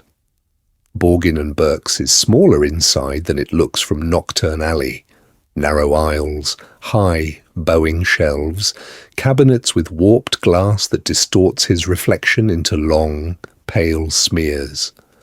A cursed opal necklace glows faintly in its case. A stack of shrunken heads watches him walk past. Somewhere in the back, something in a lidded box keeps breathing. Tom moves through it like a cataloguer in a private library, quill in hand, inventory ledger open. He notes provenance, curse type, activation method. He has been planning this since Dumbledore's last lecture on responsible magic, since McGonagall's careful warning about Nocturne Alley. If the magical world insists on pretending these things do not exist, someone must at least write them down. Mr. Borgin likes his precision, likes the way Tom looks at a blood-stained dagger and sees layers instead of horror, old war magic, binding runes, a curse that turns courage into compulsion. Tom files it under psychological hexwork and thinks of Gryffindor Tower, of friends who would have grabbed that dagger on a dare. He tells himself that every step deeper is necessary, interviewing the clients with their hoods too low and their voices too soft. Listening as they boast about the hexed music box that compels children to open doors, the locket that whispers reasons to hate muggles. He smiles politely, pours tea, and asks for details. How long does the effect last? Does it spread by touch? Could it be reversed? Someone, he thinks, must know everything these objects can do before they spill into streets that have no wards. The first time he intervenes, it is almost an accident. A tired wizard sells a music box with a child's lullaby trapped in its gears, meant as a petty revenge on the Muggle family next door. Tom tests it in the back room. The song crawls under his skin, tries to slide his wand from his fingers, tries to pull his feet toward the door. He breaks the melody with a counter-chant, adds a runic snarl that will tangle any compulsion, then reassembles the box so neatly Borgin never notices. The Muggle family will hear only a slightly off-key tune. In his mind, he stands between them and a nightmare they will never know almost opened, a necessary guardian. The line he will not name comes later. A man comes in with eyes like polished stone and a laugh that does not quite fit his mouth. Known in the alley as a dealer in cursed creatures, a smuggler of werewolf children. Tom has read the Auror reports, always insufficient evidence, always one letter short of justice. The murder is clean, almost elegant. A deserted stretch of riverbank, a spell that stops the heart without a mark. He frames it as a turf dispute between criminals, leaves subtle hints the auras will follow. The world is safer. he tells himself, Gryffindor courage, applied without Gryffindor sentimentality. In the back room at Borgin and Burke's, under a guttering lamp, he performs the ritual he has studied in secret margins and banned Greek, a tear in the soul, anchored to a small, unremarkable ring. The first Horcrux. He does not think the word. He thinks, now there will always be someone to remember what must be done. Afterward he stands before a darkened display case. The glass is cloudy, streaked with dust, but his reflection looks back clearly enough. Pale, composed, eyes too bright. Not a Dark Lord. A boy in scarlet and gold, willing to walk into fire so others can sleep. He touches the hidden ring, feels the wrongness coil and settle. Is this what it means to be brave in a rotten world? The bell at the front jingles. A new client steps in, bringing cold air and the faint smell of ministry ink. Tom turns away from his reflection and walks toward the voice, not yet knowing which side of the counter this visitor truly stands on. The visitor's voice is smooth, unhurried. No hiss, no theatrical menace. Just a man in a well-cut cloak, asking about estate protections and discreet contracts. Years later, historians will look back at moments like this and argue, this, they will say, is why Lord Voldemort never appeared. No mask, no new name, no lightning-shaped symbol to terrify a generation. In this world, the Dark Lord is a gap in the record, an empty space where a single, obvious monster should stand. The violence still happens, curses in alleys, vanished muggleborns, ritual traces on lonely moors. But there is no one figure the prophet can put on the front page, no skull-faced boogeyman for parents to whisper about when they think the children are asleep. Instead, there are incidents, files, case numbers. At the ministry, the response changes shape accordingly. No emergency decrees naming a singular enemy, no sweeping panic-fueled crackdowns, just more forms, more committees, more quietly expanded powers, a new office for magical security integration, a task force on heritage-related crime, layers of parchment that look reasonable in isolation and together weigh like chains. He has been planning this for years, Tom thinks, listening to a junior clerk explain a proposed statute about temporary ward access for authorized responders. Not the clerk, the system. The world that always prefers another form over an honest admission of fear. Dumbledore feels that weight as well. Without a masked Voldemort to point at, his warnings land softer, sound more abstract. He walks the corridors of Hogwarts, then the polished floors of the Wiesengemot, collecting whispers instead of headlines. A vanished diary here, a cursed object there, a pattern of pure-blood youth who all, somehow, consult the same discreet Gryffindor solicitor in Diagon Alley. He looks at Tom across polished tables, over teacups, in crowded corridors after board meetings. Tom looks back, open, courteous, impeccably brave. War hero, orphan made good, the lion who rose from nothing. They look at each other. A moment of understanding passes between them. Neither speaks it aloud. Without a Slytherin Dark Lord to rally around, the old blood purists fracture. Some cling to decaying family clubs. Some drift into respectable cultural associations. A few try to light the old fires, muttering about conquest and purity, and find their meetings politely attended by Tom Riddle, who nods gravely and speaks instead of protection, of stability, of how volatile change can hurt our most vulnerable witches and wizards. He does not need skull masks. He has charity galas and carefully worded speeches. He does not shout about supremacy. He murmurs about responsibility. He does not mark followers with a brand.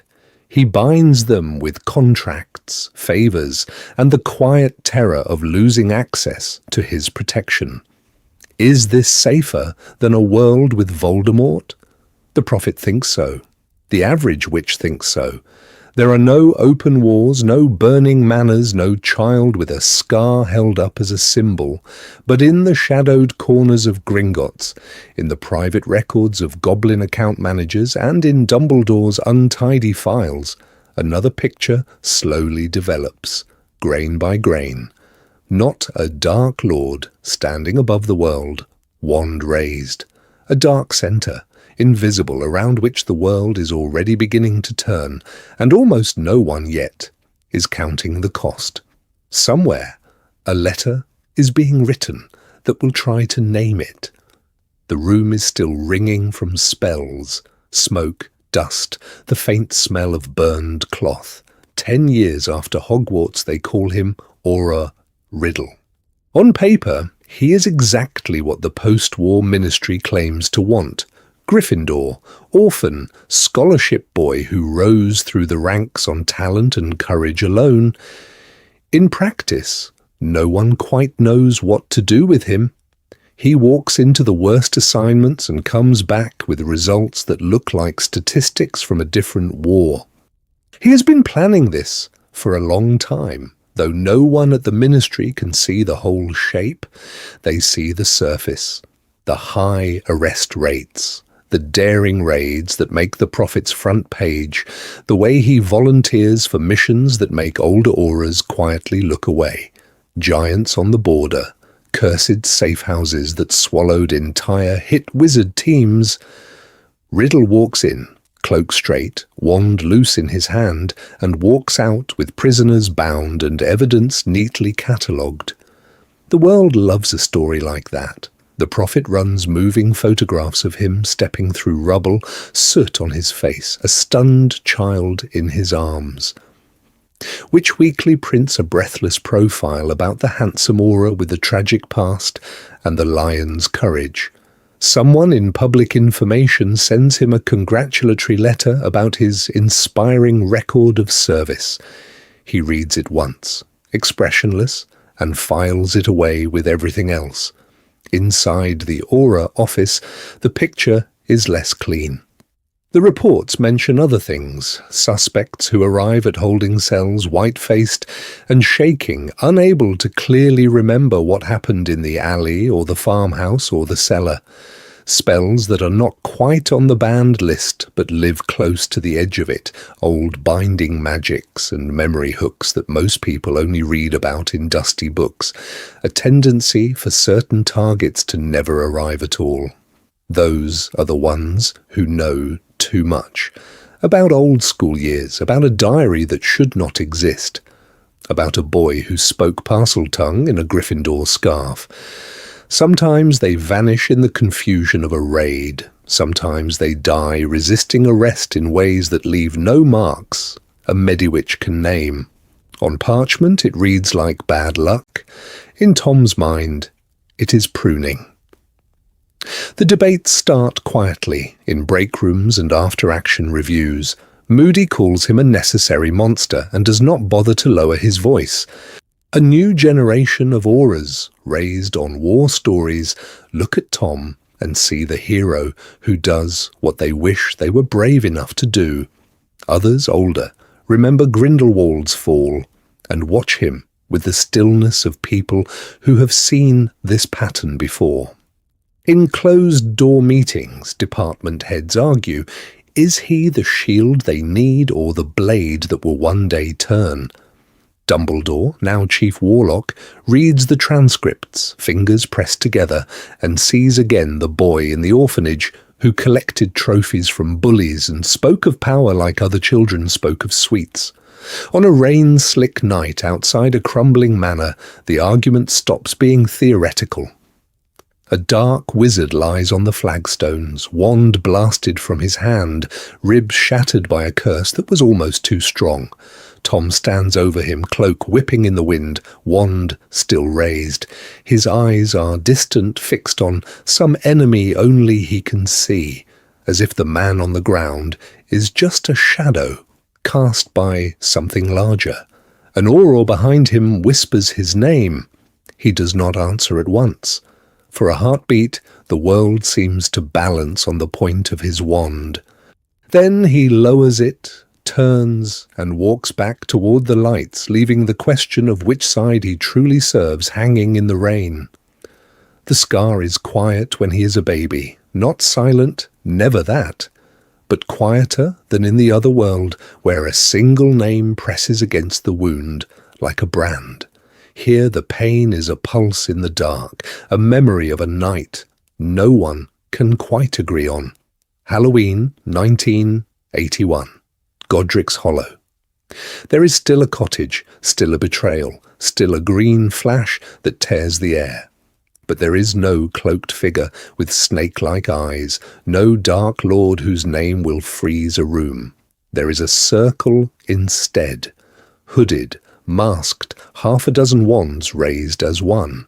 A ritual meant to erase a family and a prophecy in a single coordinated strike. It fails. The magic rebounds wild and unfocused. 2 adults die. A baby lives.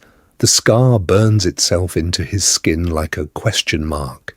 The attackers scatter, some dead, some broken, some simply gone to ground.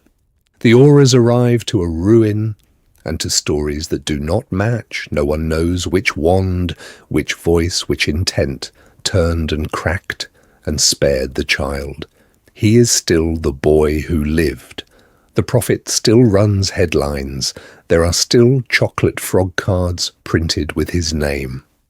But the legend never coheres around one face. There is no Voldemort, only whispers about a cabal, about an unseen circle, about a war that ended because its architects lost their nerve rather than their leader. The wizarding world adjusts, slowly, uneasily. People flinch now at shadows, not syllables. They fear the space under the bed, the empty chair in the Wizengamot, the colleague who knows too much about old curses. Children grow up hearing that darkness can come from anywhere, anyone, that the enemy is not a man, but a pattern. Dumbledore watches this with tired eyes. He has been planning this for too long to relax, because the headlines say peace. The prophecy is still carved into his memory, still balanced on the word child, not on any Dark Lord's title. Without a single name to oppose, his strategy becomes less like a duel and more like a chessboard with invisible pieces. He watches Harry from a distance, counting accidents, outbursts, moments when the boy's scar flares and his magic surges for no clear reason. Privet Drive does not like mysteries. The Dursleys read the first articles, see the words attempted attack and terrorist cell, and decide, firmly, that none of it has anything to do with them. No madman obsessed with their nephew, no promise that the danger will come knocking at their neat suburban door, just a freak incident in a freakish world, so they are less afraid but not kinder. Harry is another burden, not a cursed magnet. The cupboard stays locked, the meals stay small, the bruises stay hidden under Dudley's cast-off shirts. Petunia looks at the scar sometimes when he is sleeping on the camp bed, mouth thin, and thinks of a sister who chose that world over her. Vernon thinks of insurance premiums and keeps the boy away from the neighbours. Harry grows up with a story that feels thin even to him. His scar aches when the news mentions unexplained magical accidents. It prickles when he walks past certain alleyways in London when a stranger's gaze lingers too long. He knows something is wrong, but wrong in a way that has no name. September 1991, King's Cross Station, 10:45 in the morning. He stands on the platform between 9 and 10 with a trolley that wobbles, a letter that changed everything, and a faint throb in his forehead that has not stopped since he touched the barrier. He has been planning this escape without knowing its shape, hoarding questions, watching every owl, every oddity, waiting for the world behind the word magical to open. He walks through the barrier. Steam, shouts, owls. The scar flares, then settles into a low, insistent ache, as if something on the train is looking back at him. He looks at the scar in the reflection of a window, then away. Somewhere in the crowd, another child turns, sensing the same pressure in the air. They look at each other for a heartbeat across trunks and cats and cages without understanding why. A moment of understanding passes between them anyway. Not of who the enemy is, but that there is one, waiting in a world that never learned to say Voldemort aloud. Harry touches his scar, boards the train, and the ache follows him down the corridor toward whatever this softer war is going to demand. The stories reach him before the castle does. On the train, in the corridor that smells of sweets and steam, Harry hears the name first, as legend, not as warning. Ron is talking with his mouth full of chocolate frog, waving the cards so enthusiastically that the frog's wrapper flutters to the floor like a fallen banner. "Look at this one," Ron says. "Tom Riddle, the Lion of Hogwarts. Mum says Dad's got an old card where he's dueling 3 dark wizards at once on a bridge in the Alps, stopped some cult from blowing up a village. He pushes the card toward Harry. Harry looks. The picture shows a young man in scarlet and gold robes, hair wind-tossed, wand raised. There is a lion rampant embroidered over his heart, and behind him the blurred suggestion of mountains, storm, falling snow. The caption calls him a war hero, defender of Muggle-born rights, vanquisher of unspeakable things. The text on the back talks about daring raids, midnight missions, and a single line about how he confronted dark magic with unmatched courage. Harry has been planning this escape into the magical world for weeks, without knowing any of its heroes, and now the first one is staring back from a bit of enchanted card.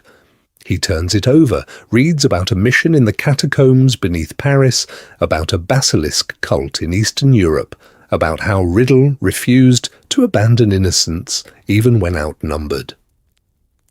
It sounds like something out of the more dramatic library books, the kind Dudley would never touch.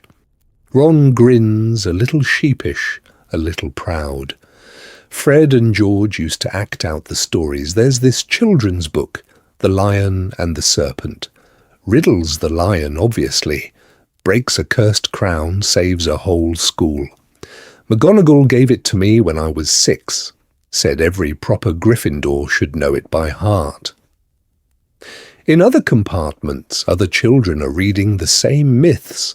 Picture books with bright red covers, Tom Riddle standing on the ramparts of Hogwarts, wand aloft against a dragon made of shadow. A chapter where he walks alone into the Forbidden Forest, facing down a ring of masked figures. The details change from edition to edition, but the shape stays the same. Courage, sacrifice, a Gryffindor who always steps forward when others hesitate. By the time they reach the castle, Tom Riddle is not a man to them. He is a pattern. He is what a lion is supposed to be. Bold action, no matter the cost. The older students in scarlet and gold speak his name with an easy reverence. They point to the sword over the fireplace and say he once wielded it in some forgotten siege. First years listen eyes wide, measuring themselves against a ghost they think they understand. The irony is almost cruel. Harry's own house idol is the man whose choices twisted his fate, though along a different path than the one this world remembers. The chamber is still sealed, the darkest research still buried, but the war that followed burned away the worst of his secrets and left only the victories people wanted to keep. Gryffindors grow up seeing themselves as heirs to Riddle's legacy. They quote him in mock duels, They sign their names under his portrait in the common room guest book, promising they will be just as fearless when their moment comes. They do not ask what his courage cost, or who paid. That night, in the common room, someone says, "Bet the hat only puts the really brave ones with Riddle." Laughter. A log cracks in the fire. Harry hears the name again. Tom Riddle, the Lion of Hogwarts. A chill walks lightly down his spine, more than any description could contain. He does not know why, not yet. He looks at the portrait above the mantel. The painted Tom Riddle looks back. A moment of understanding passes between them, thin as smoke, gone before Harry can name it. Somewhere deep in the castle, something old stirs at the echo of that name and waits. Candles burn low and steady. The office is full of watching eyes, night again in the headmaster's tower. The stone walls hold shelves now, more than before, lined with scrolls and folders and crystal vials. Dumbledore walks slowly between them, fingers brushing labels, ministry reports, old Gringotts ledgers, private notes. He stops at one thick file, parchment soft with age. Tom Marvolo Riddle, Gryffindor. Beside it, thinner, newer, a second folder, Harry James Potter. The names look strange together, two ends of a story that has not yet been written, sharing the same shelf. He has been planning this quiet archive for years, collecting everything the world forgot to keep. A letter from Wool's orphanage, a copy of Tom's prefect appointment, a photograph of a boy in scarlet and gold, laughing with other lions near the lake. In the newer file, a copy of the Hogwarts letter Harry never truly received, a Gringotts complaint about broken blood inheritance wards, a healer's summary from St. Mungo's that never reached the Wizengamot. Dumbledore sits, the chair creaking familiarly, and draws out a shallow stone basin. The pensive surface looks like clouded glass. He touches his wand to a vial marked Riddle, 3rd year, Transfiguration class. The office dissolves. Tom stands before him, younger, eyes bright, wand steady, as he turns a matchbox into a live mouse and back again without a tremor. He asks precise questions.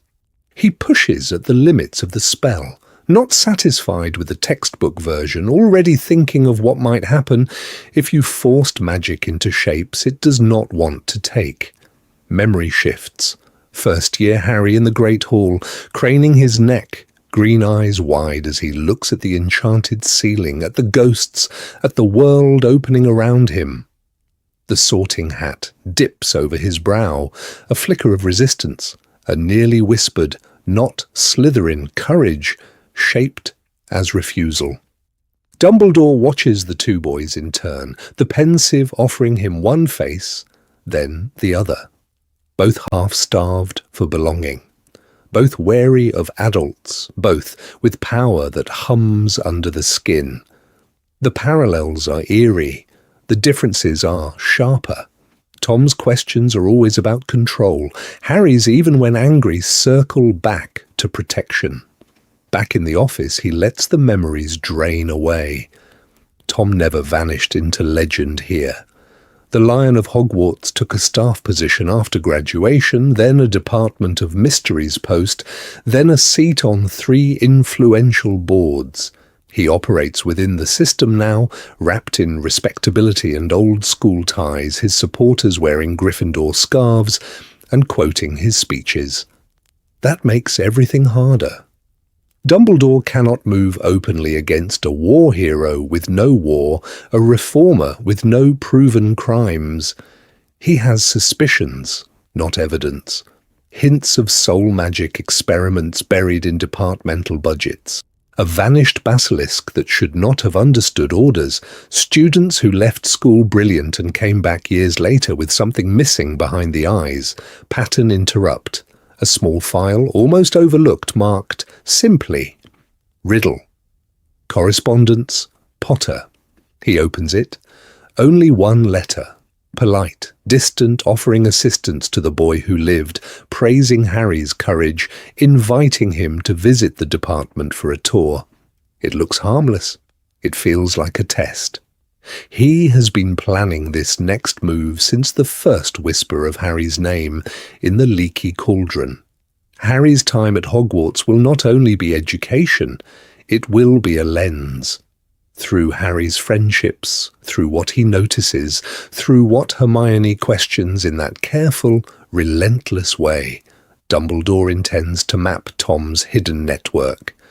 Which professors defer to him too quickly? Which governors quote his phrases? Which students repeat ideas about necessary sacrifices they are too young to have invented? And beneath it all, he will look for threads of soul magic, unnatural resilience, artifacts that refuse to be catalogued, a pattern of accidents that leave no bodies. He walks to the window. The lake lies dark and reflective, the castle lights mirrored on its surface. Once he thought the hat's choice might have saved Tom. Perhaps it did. Gryffindor gave him friends, gave him visible heroism instead of a mask. It may also have given his worst impulses a banner to march under. Dumbledore watches the ripples touch and cross. He wonders, not for the first time, whether Gryffindor saved Tom just enough to make him the most complicated enemy he has ever faced, or the only ally who will understand what must be done when the old soul magics finally wake. The portrait is waiting before he even knows to look for it. Scarlet and gold, firelight, and shadows.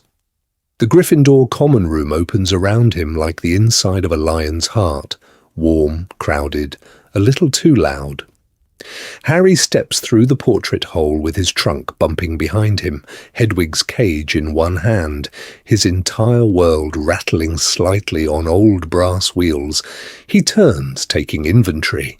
Overstuffed chairs, a rug worn thin in a circle where generations have paced, banners, moving photographs, a wall of framed witches and wizards in faded scarlet, Quidditch teams, war heroes, ministers, curse breakers, a healer with dragon bite scars. And in the centre, almost casual, a painted boy with dark hair and a prefect badge gleaming. Harry stops walking. The boy in the painting looks back at him.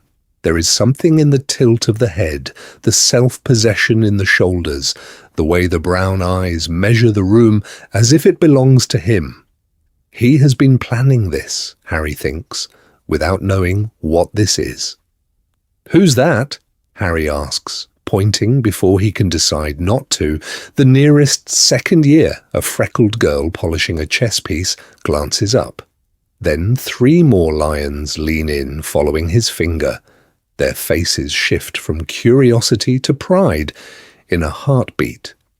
"Oh, that's Riddle," one of the older boys says. "Tom Riddle, best Gryffindor of his year, maybe of the century." They crowd around Harry, eager to tell the story, how Riddle arrived from nowhere and rose to prefect, then head boy, how he organized patrols when a dark wizard stalked the countryside in the 40s, how he supposedly duelled a masked assassin on the astronomy tower and won with a single spell. There are rumours of secret missions for the Ministry, of Dumbledore trusting him with things first years can hardly imagine. Every time someone says his name, the painted Tom's smile seems to sharpen, more than any description could contain. Across the room, Hermione listens. She looks at Harry. He looks at her. A moment of understanding passes between them. Stories are useful. Stories can also be lies. She peels away quietly, notebook already in hand. The library is still open. She has been planning this too in her own way. Every gap in what adults say is an invitation to walk into the stacks and ask the shelves what they know. In the library, the record of Tom Riddle is clean. Too clean. Awards for special services to the school, but no details. Commendations from the Ministry, but the citations are vague. Hermione traces dates with her finger and finds little absences where there should be letters, reports, names of the dark wizards he allegedly defeated. Some files have been thinned. Some magazines have pages sliced out with a charm so neat it barely wrinkles the binding. Nearly headless, Nick finds Harry later by the fire staring up at the painting again. The ghost follows his gaze, expression complicated. "Brave boy, Riddle," Nick says slowly. "Braver than was always wise. Hogwarts was very proud of him." "Was?" Harry asks. His scar gives a soft, warning throb. Nick hesitates. His translucent ruff quivers. There were tales, whispers of magic that did not suit a Gryffindor, but the headmaster, well, some histories are better left framed than told. I am given to understand. He glances toward the staff corridor as if someone might be listening, then abruptly changes the subject, drifting away in a flurry of apologies about nearly headless hunt invitations. That night in his four-poster, Harry lies awake, curtains drawn. The room is full of other boys breathing, the creak of old wood, the soft crackle of dying embers. He stares at the canopy until the patterns in the fabric blur. Tom Riddle, Gryffindor hero. The lion's shadow on the wall. Every time Harry lets the name form fully in his mind, his scar twinges again, like a half-remembered warning from a life he has not lived yet. He presses his hand against it and wonders what kind of courage leaves holes in the record, and why a long-dead Gryffindor makes his skin feel as if something unseen is looking back. The chamber is not open, but the whispers are there. They live between lines of ink and dust. In the library's restricted annex, in the footnotes of histories that no one assigns for class, in the way older Gryffindors lower their voices when Tom Riddle's name drifts too close to the word basilisk. Hermione hears them first as gaps, places where the story should continue, and simply does not. Tom Riddle, Gryffindor hero, dueling club champion, unofficial tutor to half the house. Then a neat paragraph break, a new heading. Nothing about why second-floor girls' lavatories are still whispered about in old copies of Hogwarts. A history. She has been planning this without quite admitting it to herself, pulling every volume that even brushes against his era, stacking them in careful towers on their table. Battle records, prefect logs, old Gryffindor house newsletters bound in red leather. A thin pamphlet titled Structural Incidents at Hogwarts, 1940 to 1960. The official Gryffindor version of the chamber is simple. A Slytherin monster, a nameless dark wizard, brave lions rallying behind Riddle to protect the school. But the structural report notes stonework failure in the second-floor girls' lavatory twice, both times preceded by unexplained serpentine vocalizations reported by witnesses. It never calls him Parselmouth. It does record that head boy Tom Riddle was first on scene. Hermione looks at the page for a long time. The ink is faded, but the dates line up almost too perfectly with the sanitized stories she has heard in the common room. More than any description could contain, the silence around those details feels deliberate. When she asks Dumbledore, she expects the usual, a long answer that wanders but still gives her something solid to hold. Instead, his eyes go distant. He speaks of Tom's bravery in dark times, of complex young men, of the danger of hero worship. He never once says the word chamber. "Did he ever speak Parseltongue, Professor?" she presses softly. Dumbledore's hand tightens on his wand. "Some talents," he says, "are better left unromanticized." Then he changes the subject so abruptly that even Hermione, who respects boundaries, feels the door slam. She walks back to Harry with that slammed door echoing in her mind. He looks at her. She looks at him. A moment of understanding passes between them. They will not be told everything. So they go where adults cannot easily close doors, the record rooms of the Daily Prophet. Old newsprint smells like dust and ink and something faintly metallic, like Gringotts vault air gone stale. They sit side by side at a long table, spooling through enchanted reels, oral promotions, Wizengamot debates, quiet obituaries, the world rearranging itself in headlines. Tom's name appears first in a celebratory piece. Gryffindor war hero joins Aura office. Then again, attached to operations that sound less clean the more Hermione reads them.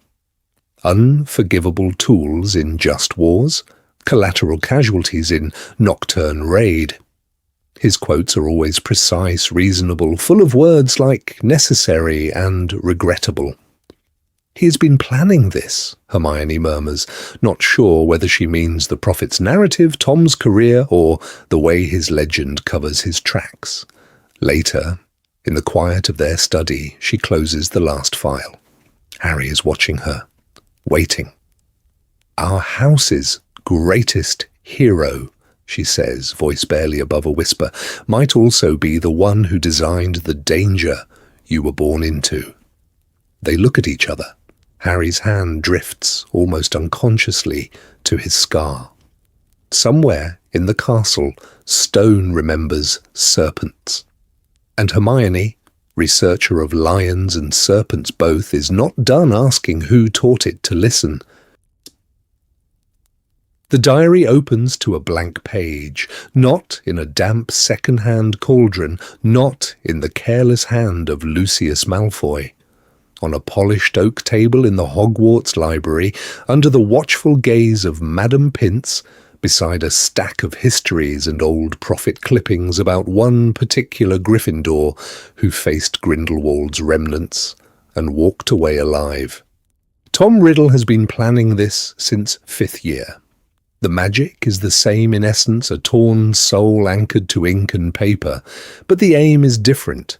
Less a cursed weapon to loose upon the world, more an insurance policy, a recruitment letter that can be read long after his body fails, if the ministry turns on him, if Dumbledore misjudges him, if the war he thinks is coming arrives before anyone is ready.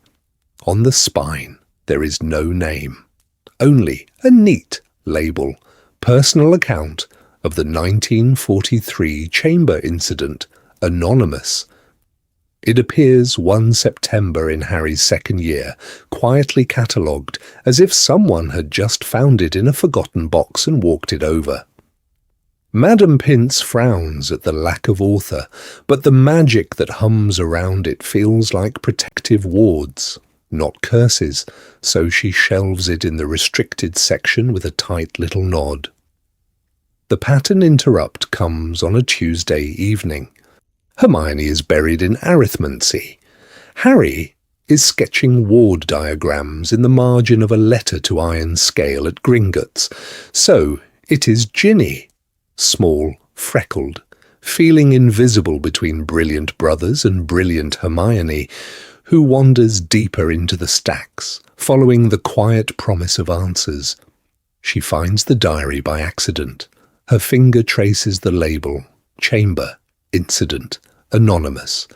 The words prickle at fears she does not say aloud, fears about Harry's scar, about whispers in the walls, about being the only Weasley not yet properly remarkable. She opens it. Ink blooms, slow and graceful. Words form in a firm, elegant hand. Hello, you must be a Gryffindor. He knows how they think. He knows the stories they are told. He has been planning this. The voice on the page is brave and self-effacing and gently amused at his own legend. He writes of facing a monster under the school, of standing alone when adults hesitated, of choosing what was right over what was easy. Ginny's hand shakes as she answers. He understands, more than any description could contain. Days pass. She walks through the castle with the diary pressed to her ribs, feeling less alone.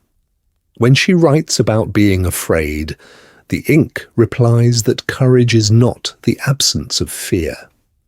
When she writes about rules, the ink wonders, soft and reasonable, whether rules are meant for people who do not see the whole board.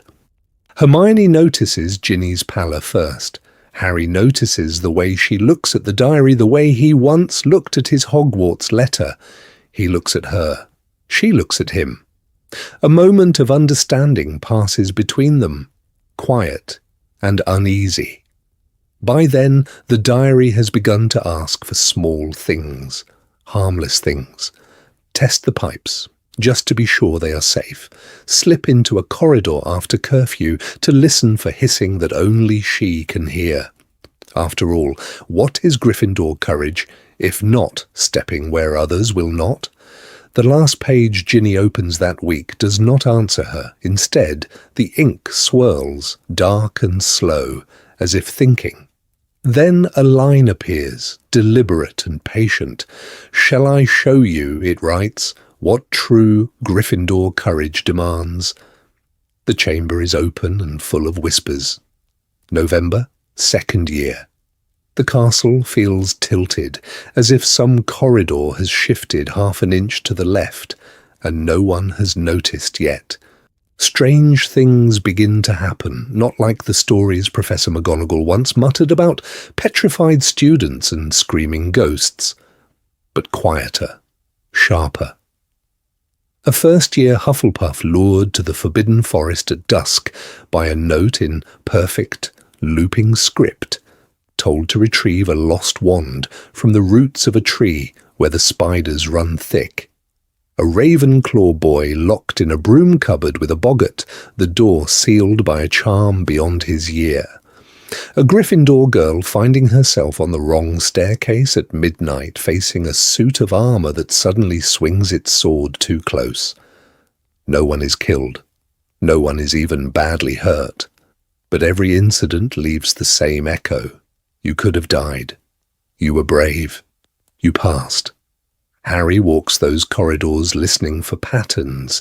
He has been planning this in the quiet moments between classes, between letters home and Hermione's warding exercises, watching how fear moves through a school that worships courage. Each accident leaves behind a scrap of parchment, a whispered rumour, a line repeated almost word for word. Gryffindor courage is proved in danger. Hermione spreads the notes on the table in the common room. Her hair is escaping its tie, ink on her fingers. Ron leans over them, frowning. They look at each other. A moment of understanding passes between them. "It's the same hand," Hermione says, "the same voice." Ron taps one line. He calls himself Tom Riddle, Gryffindor's lion. They're being guided. Someone wants them to think this is a test. Harry hears again the way older students talk about Tom Riddle in this altered world, the orphan who rose from nothing, who faced dark creatures under the school and never flinched, a hero carved into house legend, not into a graveyard. He looks at her. She looks at him. "If someone's using his name," Harry says slowly, "they either know everything about him or they are him." The answer comes in Parseltongue, not in his mind, in the walls. The first time, he thinks it is memory. The second time, when he and Hermione slip into the second-floor corridor after curfew, he knows it is not. "Come, little lions," the voice hisses through the stone. "Prove yourselves." Hermione sees the way his eyes unfocus. "You hear it," she says, "not a question." He nods once, then walks straight into Moaning Myrtle's bathroom, cold, damp, abandoned, except for the sink with the tiny snake carved near the tap. "Try," Hermione whispers. He does. The word feels old and heavy on his tongue. The sink shudders, stone grinding against stone, revealing the vertical throat of the school. Deep below, the chamber waits, bones, dust, the faint, coiled presence of something vast and sleeping. And a boy. Tom Riddle looks 16 forever, robes neat, prefect badge gleaming.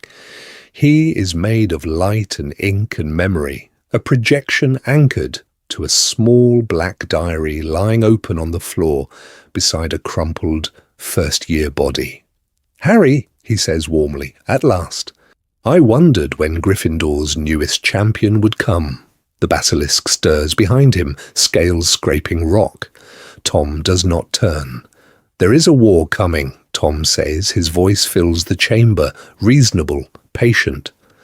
"This school is soft. The ministry is blind. Something older than both of us is waking in the dark places. I needed a guardian. I needed to know which children could stand in the presence of death and not run." Hermione's breath catches. "You set a monster on them to see who was worthy?" Tom's smile is almost kind. "Worthy to survive what is coming. Collateral damage is the price of preparation. You of all people should understand, Harry. Power demands cost." Harry feels the pull. The admiration he grew up hearing in Gryffindor Tower, the stories of Tom facing curses no one else dared touch. Here he is, the lion made flesh, offering him a place in a narrative where fear is a weakness to be burned out. He thinks of the Hufflepuff shaking in the hospital wing, the Ravenclaw boy who will not open cupboards anymore, Ginny Weasley lying here now, breath thin, fingers twitching toward the diary, even in unconsciousness. He has been planning this too, Harry realizes, years in ink, a net cast for the bravest. Courage isn't using people as bait, Harry says. His voice shakes, but he does not look away. It's standing in front of the danger yourself. Tom's eyes narrow.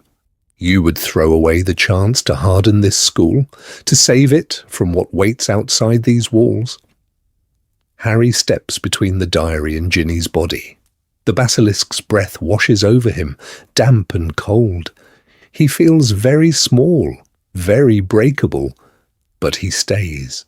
I won't become the kind of hero who decides who is allowed to survive the lesson, he says. If there's a threat, we face it together. We don't build it ourselves.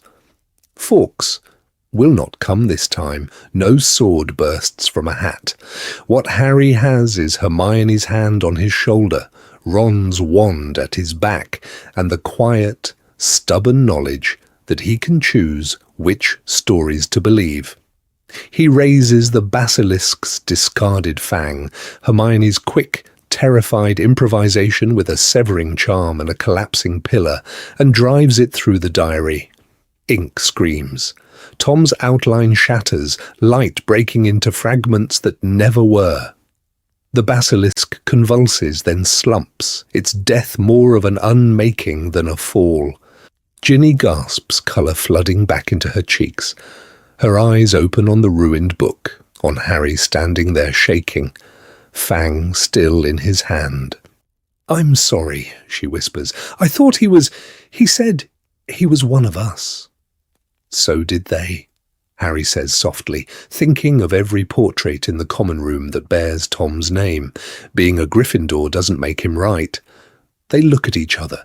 A moment of understanding passes between them. House legend, blood inheritance, none of it decides what they do next. Back in the echoing chamber, the air feels thinner, as if a story has been cut short.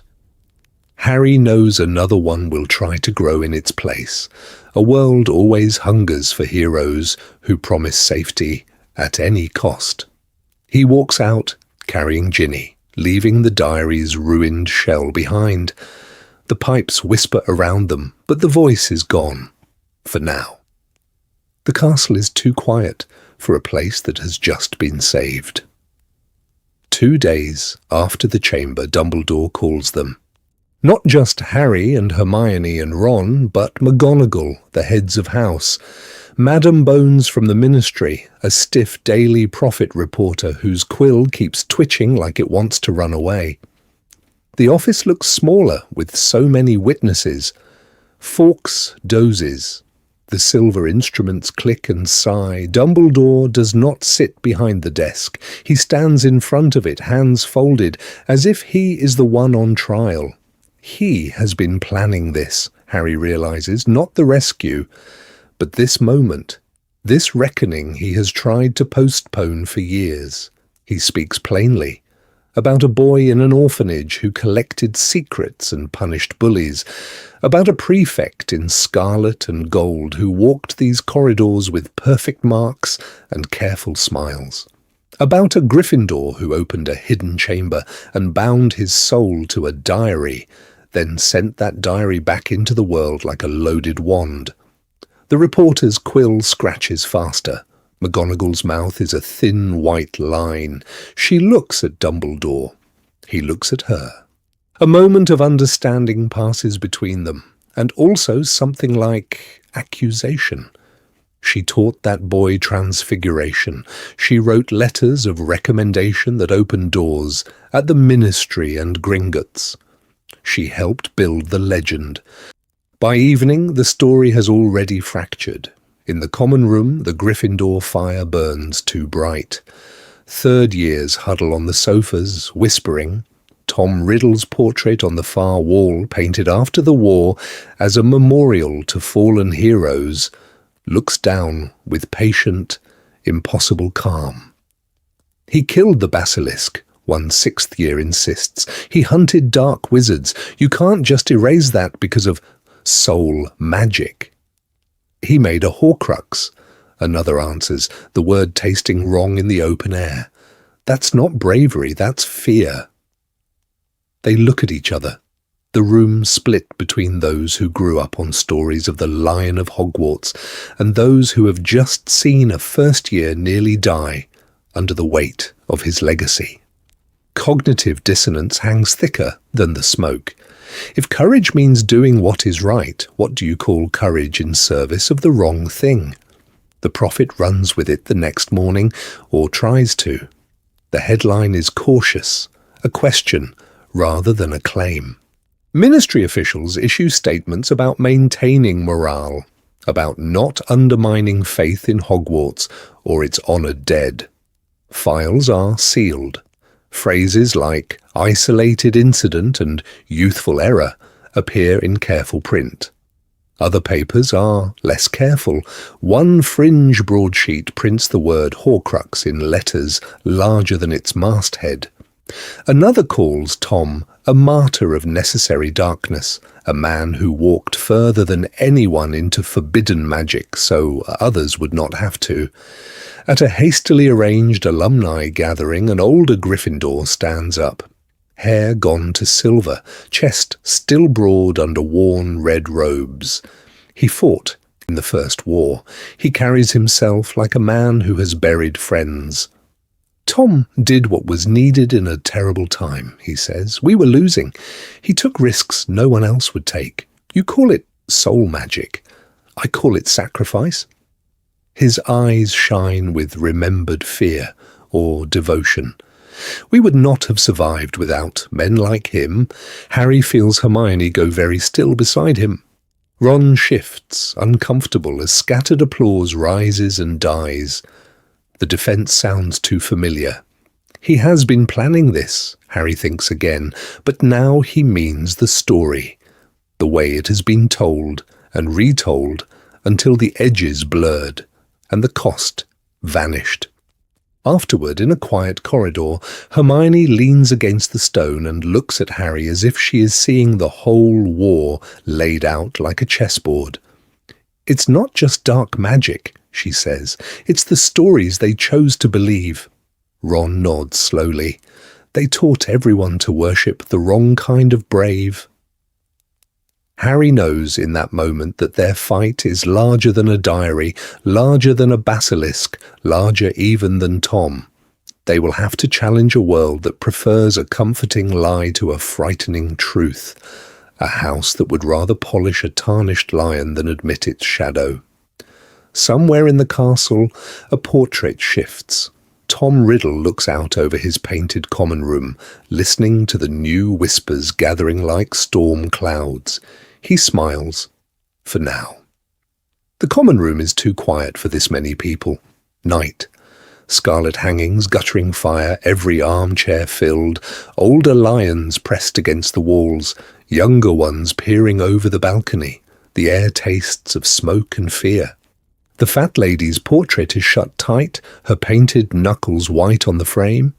Tom Riddle stands in the centre of the rug as if he owns it, as if he never left. He has been planning this return for years, Harry thinks. The timing, the crisis, the way the prophet calls him Defender of Britain while auras whisper in corridors. Outside Hogwarts, Muggle weapons hum on the edge of war. Rogue dark wizards test borders. The statute of secrecy frays like old thread. Inside, the Board of Governors has begged Tom to advise. Officially, he is a hero. Unofficially, every portrait is watching him. Harry walks down from the boys' stairs, each step slow, deliberate. His friends shift to make space. Ron at his shoulder. Hermione a pace behind, eyes sharp, taking in wand angles, exits, the way the older students look from Tom to Harry, as if choosing a future. Tom's smile is bright, Gryffindor brave and wrong. Potter, just in time. I was explaining to your house what courage looks like when the world is burning. He gestures, and for a moment Harry sees it the way Tom does. Muggle bombs that can erase a town in a breath, curses that can hollow a mind, a ministry that still files parchment by hand while satellites map every field. They have guns, missiles, things that make Fiendfire look quaint, Tom says softly. Our kind is outnumbered, outarmed and divided. You know everything you've seen is only the beginning. The only way we survive is if someone uncompromising takes control. No more half measures, no more pretending everyone can be saved. Harry feels the room lean toward that certainty. It would be so easy, so simple. He looks at Hermione, she looks at him. A moment of understanding passes between them. No, Harry says. Just that, at first. The word lands like a spell. Real courage isn't tightening your fist until the world stops moving. It's opening your hand when you're afraid. It's not sacrificing children in one village to save another. It's standing in front of both and saying, "You will not pass." Tom's eyes harden. You sound like Dumbledore. He watched and hoped while people died. And you sound like a Slytherin who got lost on the way to his own common room, Harry answers, voice steady. You call it courage, but underneath it's fear. You're terrified of being out of control, of being hurt, of needing anyone. Wands rise, no one gives the order, the room simply tilts into it. The duel begins without a shouted challenge, just motion. Tom moves first, a chain of red and white light binding curses woven with cutting hexes, magic that seizes and silences. He has been planning this demonstration, Harry can tell, a spectacle for frightened lions. Domination, dressed as protection. Harry answers with shields and cushions and redirected force. Protego blossoms like glass. A shield charm thickens around a cluster of second years. A stunner aimed at Seamus bends, hisses past Harry's ear and slams into a tapestry instead. His spells are barriers, deflections, disarms. Not one strike is lethal. Not one is careless. Tom snarls, finally dropping the mask. A curse older than Hogwarts coils at his wand tip, black-green and hungry. Hermione's breath catches. She knows the shape from a restricted book, a footnote that smelled of dust and warning. Don't, Harry says. Question or command, even he isn't sure. Tom fires. Harry doesn't meet it with equal darkness. He layers protection instead, 3 deep. A sacrificial shield that takes the brunt, a golden dome that flares with borrowed Patronus light, and beneath it a simple Expelliarmus, small and stubborn, aimed not at Tom's chest, but his hand. The curse breaks like a wave on rock. The disarming spell slips through the collapsing spray and hits. Tom's wand arcs up, spinning, lands at Neville's feet. Silence. The fire crackles. Somewhere a first-year sobs once and bites it back. Harry stands, chest heaving, wand still raised but not pointing at Tom. "You see?" he says quietly. "You don't have to kill to win. You just have to be willing to stand there and trust that the people behind you matter more than your fear." Tom looks around the room, at the wands still trained on him, but not with hatred, with disappointment, with choice. They look at each other. For the first time, Tom has no prepared expression. The Gryffindor colours on his robes look suddenly thin, a costume over something colder. He sees it too.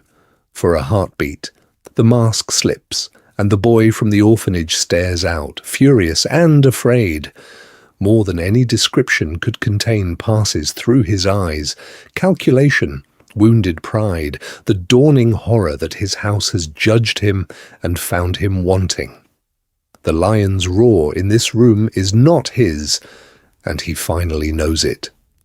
The first Horcrux dies in silence, a locket in scarlet enamel and gold, the lion's head roaring on its face, shatters under basilisk fang and fiend fire in an abandoned classroom warded 3 times over. No dramatic scream, no explosion. Just a rush of cold air and the sense that something in the world has been corrected. Months earlier, in the war room Harry and Hermione built out of an unused prefect's bath, they had laid it all out, 7 anchors. He has been planning this, Harry thinks, tracing lines between dates, murders, disappearances. Tom kept the diary, the ring, the snake. Those are familiar, but a Gryffindor. Tom also reached for different symbols, the enchanted lion locket he forged from a melted prefect badge, Godric's own dueling gauntlet stolen from a locked case, a shard of the original sword prized from the headmaster's vault, and, almost as afterthought, the battered leather-bound copy of Hogwarts, a history he carried everywhere in 5th year, filled with his cramped, furious notes. Hermione had stared at that last possibility for a long time, then quietly said, of course he would choose the book that lied to him. Tracking them is not an adventure, it is method. Gringotts records, old detentions. Letters Tom wrote as head boy, archived in the bank's secure correspondence vault, because even then he liked to root power through goblin witnesses. They walk through his life the way they once walked through Diagon Alley, side by side, looking, counting, realizing how much of Hogwarts he quietly claimed. The cost becomes clear with the 3rd Gryffindor Horcrux. The gauntlet sits in a private display behind the fat lady's frame, woven into the warding that protects the tower. Destroying it will mean unravelling protections older than McGonagall's career. The portraits are listening. The ghosts drift closer. Harry looks at Hermione. She looks at him. A moment of understanding passes between them. To save the house, they have to wound its story. Is that what courage is, or is it just another kind of vandalism? The pattern breaks in the Chamber of Secrets. Not the basilisk's lair, but the hidden annex only a Parselmouth can open, where the last 2 Horcruxes wait, the lion locket and the annotated Hogwarts, a history. And Tom himself, no longer a shade, but not fully whole, held together by rituals he began as a boy who refused to be powerless. He looks terrible, frayed at the edges, eyes too bright. He looks at Harry as if seeing a verdict made flesh. They were my proof, he says, voice rough, that I could not be erased, that the orphanage, the hat, Dumbledore, none of them would have the last word. Hermione steps forward. They were your shackles. You know everything about souls. You knew what you were doing. He does. He has been planning this since Wolves, since that first stolen trinket. The knowledge presses on him now, a lifetime of calculated choices, each one a cut. Harry offers it anyway. There's a ritual, you can unmake them yourself. Remorse, it will hurt, it might kill you. But it's your hand, not mine. For a heartbeat, the boy from the orphanage is back, furious, afraid, wanting, desperately, not to be the monster in the story. More than any description could contain crosses his face. No, Tom whispers, I will not kneel to my own regret. He turns away from the offered wand, so Harry does it. The book burns first, pages curling, Tom's cramped script blackening into ash. He staggers, choking, but clings to the stone, refusing the scream building in his chest. Then the locket, pierced and flooded with venom, its lion's roar silenced in a hiss of steam. When the last fragment dies, Hogwarts reacts. Portraits gasp. Some weep. Sir Cadogan's frame rattles as if a storm has passed through it. Nearly headless Nick straightens mid-sentence, eyes suddenly clear. The castle's wards flex, then settle, like a lung finally finishing an interrupted breath. In the chamber, dust falls in soft sheets. The torches flare. Tom sags to his knees, smaller, thinner, as if the air has finally let go of him. Above, in the Gryffindor common room, the fire in the grate roars high, then steadies. The lions on the wall hangings look different, less like decorations, more like witnesses. They look at each other, all of them. Harry, Hermione, the broken man who might still choose what to do with the life left to him, as the echo of that released breath fades into stone. The common room is too quiet, not silent. There is the crackle of the fire, the low murmur of homework, the distant rush of wind against the tower, but the old, careless roar of Gryffindor is gone. In its place, a watchfulness, a sense that the walls are listening. Above the mantel, a rectangle of slightly cleaner stone marks where a moving photograph used to hang. Tom, smiling in Quidditch robes, arms slung around two teammates. It is not in the trophy case anymore. It is in McGonagall's office, sealed behind glass, annotated in her precise hand. Hero of the 78 Dueling Cup, censured for misuse of defensive magic, 1981. Status, under review. Students look up at the empty space and argue in low voices. A fourth year wants it back. We can't just erase him. A second year snaps that she's tired of sleeping under his face. Hermione listens, Quill paused over her arithmancy, and hears the question underneath all of it. What does our house actually stand for if it crowned him first? The answer does not come from a speech in the Great Hall. It comes in letters, in slow, grinding ministry memos, in new oaths drafted by people who now know exactly how far a lion can fall. Tom's trials, his carefully documented protective operations in Nocturne and abroad, expose how easily a celebrated Gryffindor can bend Aura protocols, how a smiling war hero can turn emergency powers into a private kingdom. He has been planning this, Harry thinks, reading the reform proposals Kingsley sends to Grimmauld Place. Independent oversight for the Aura office. Automatic review of any long-term detentions, a requirement that no single witch or wizard, however decorated, can command more than one rapid response unit without written, time-limited authorization. Dry language, but each clause is a stone wedged under a closing door. There are personal stones to lift as well. Former members of Tom's Lion Guard walk the corridors with their shoulders tight, avoiding certain portraits, certain classrooms. A seventh year, who once boasted about cleaning up a werewolf camp, now sits outside McGonagall's office waiting to give testimony. Survivors of those cleanups, half-blood traders, goblin intermediaries, children who grew up in the shadow of raids, file claims at Gringotts and at the new Reparations Commission, asking for something that sounds simple and is not. Recognition that what was done to them in the name of safety was wrong. One evening, McGonagall calls Gryffindor together. No banners, no fanfare. Just the fire, the tall windows, the house she has carried for decades. She stands where Tom's photograph used to hang and looks at them one by one.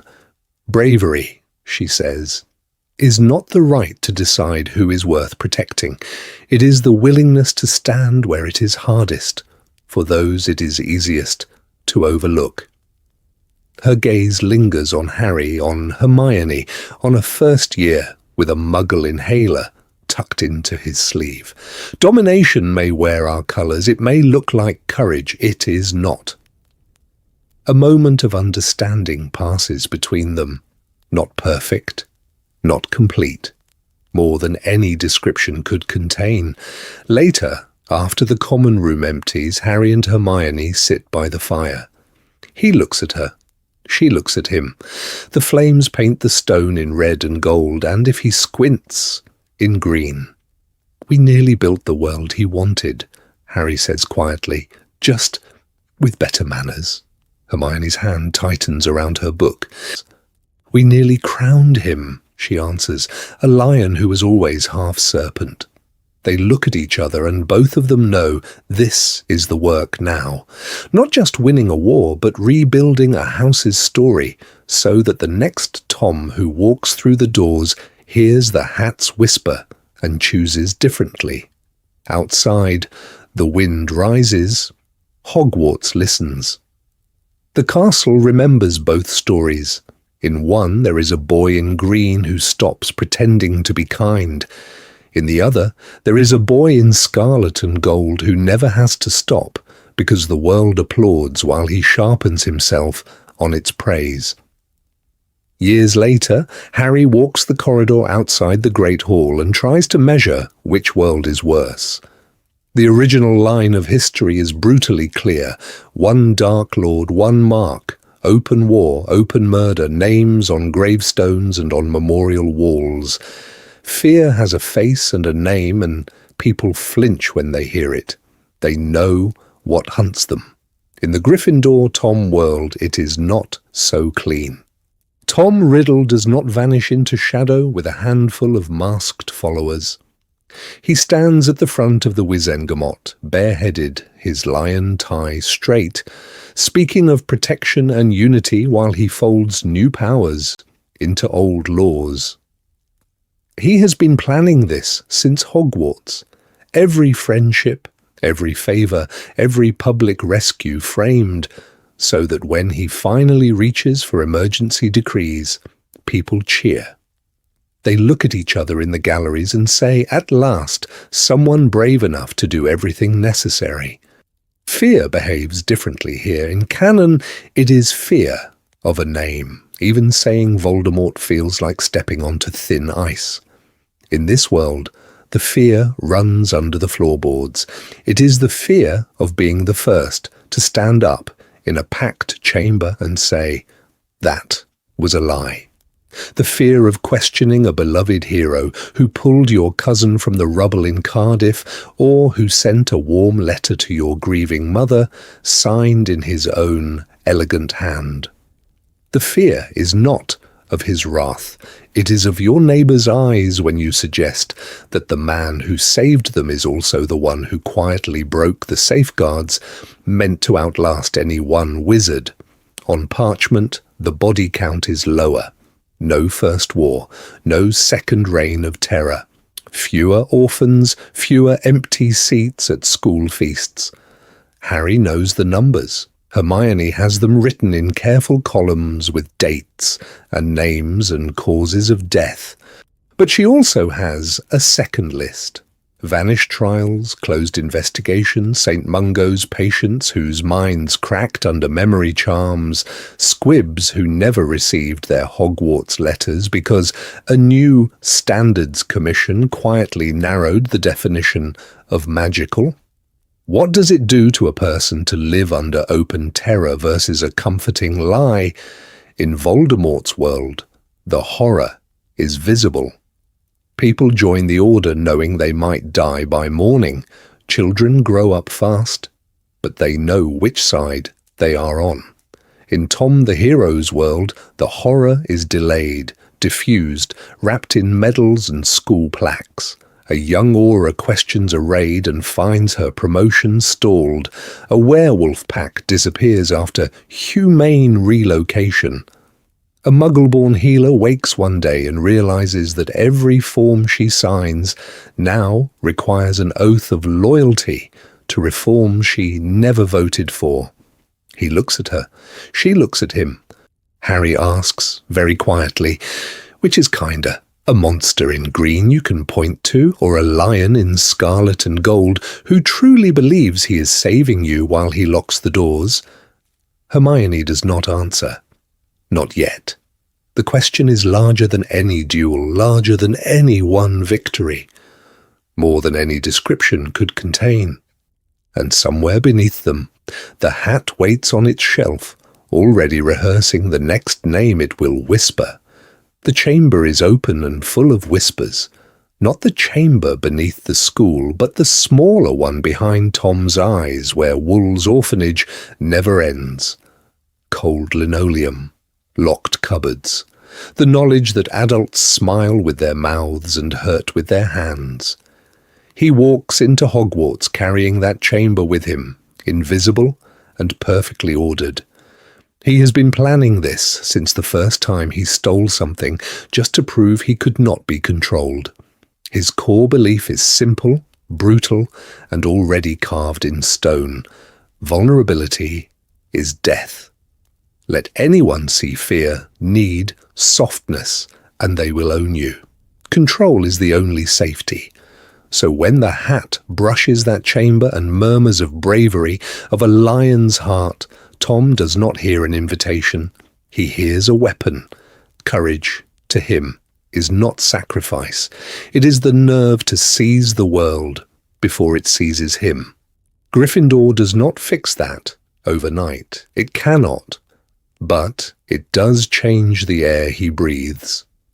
Instead of Slytherin's careful bargains and whispered lineage, he gets the chaos of a common room, where people shout across the fire, steal each other's toast, drag you into Quidditch practice because you look fast. House pride wraps around him in scarlet and gold. Older students clap him on the shoulder.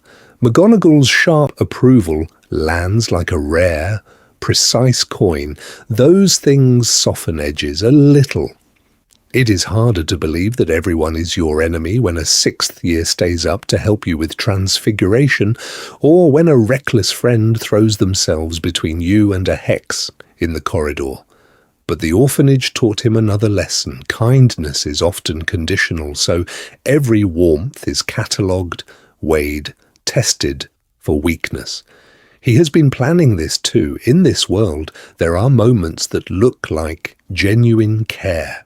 A first year in tears because a letter from home did not come. Tom sits beside him, asks careful questions, writes down the family name to check with the owls. A girl frozen on a broom during a storm. He flies up, talks her down, walks her back while she clings to his sleeve. He looks like a hero. He looks at her. She looks at him. He smiles, reassuring, and remembers exactly how her hands shook. Is that growth or tactical empathy? Both can wear the same face. There are flashes when doubt slips through, when he lies awake and wonders if trusting someone might be another kind of power, if letting himself be known would finally end the chamber's echo. A moment of understanding passes between them, between the boy he might have been and the man he is already rehearsing. It does not last, Nature and nurture wrestle over him every year. The hat saw Gryffindor in canon. Dumbledore saw the hunger for control at 11. A house can redirect instincts, a mentor can model another way to hold power, a friend can stand in front of you and refuse to move. But how much can they change someone who believes down to his bones that every bond is a future chain? So Gryffindor does not save Tom from himself. It changes the stage. The harm he does is louder, wrapped in rhetoric about protection and necessary courage. Yet it also multiplies the crossroads, the chances for him to choose differently, to let go. The question is not whether those chances exist. The question is what happens when the day comes that someone he almost loves stands in his way and refuses to step aside, and that day is coming. The common room is loud with firelight and stories. Above it all, a name moves like a draft through the flames.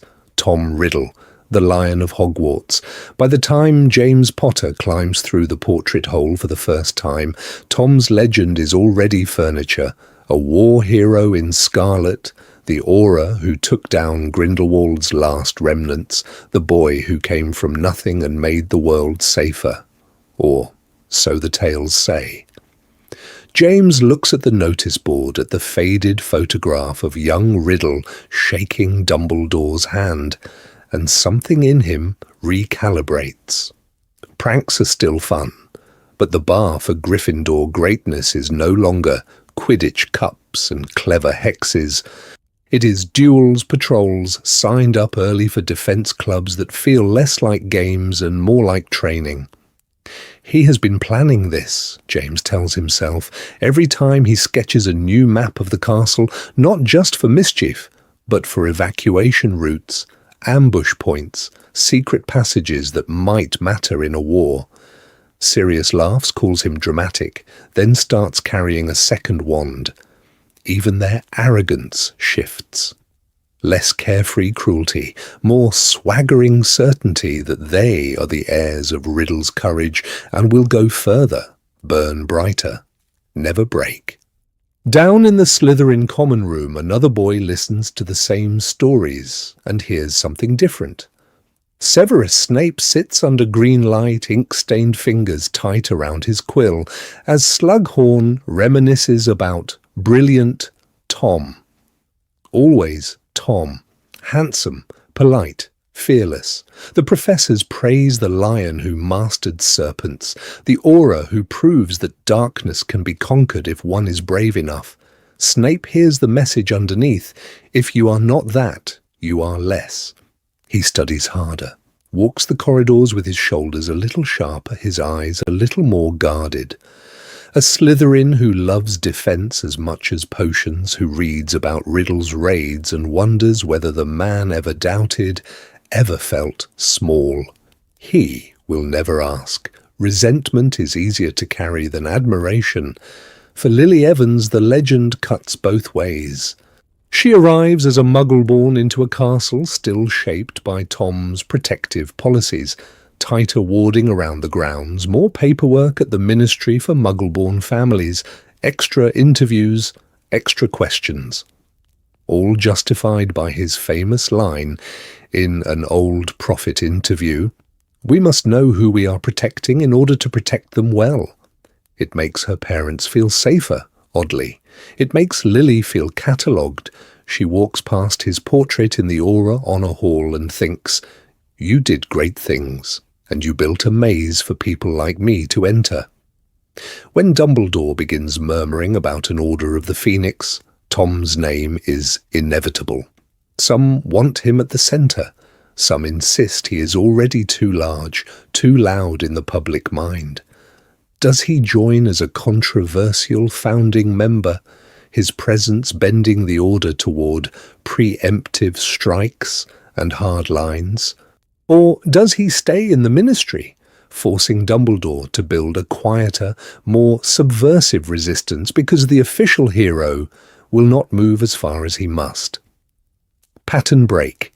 Imagine the First Order meeting where his chair is conspicuously empty. James notices, Lily notices. They look at each other. A moment of understanding passes between them. Whose war is this, really? By the time their generation comes of age, almost every familiar dynamic is tinted by the lion's shadow. Marauder bravado is not just schoolyard pride. It is an attempt to live up to a man they do not truly know. Snape's bitterness is sharpened by years of comparison to an untouchable Gryffindor ideal. Lily's ethics grow in the space between gratitude and unease. Tom Riddle has not yet turned. He may never turn. But the world is already orbiting him, and that gravity has a cost, more than any description could contain. The common room is quiet. Firelight, red and gold, moving over stone and scar. Years later, when people tell the story of Gryffindor Tom, they call him brave. They point to the duels he wins, the monsters he faces, the nights he walks the castle alone because he refuses to be afraid. But courage, in him, has learned a new trick.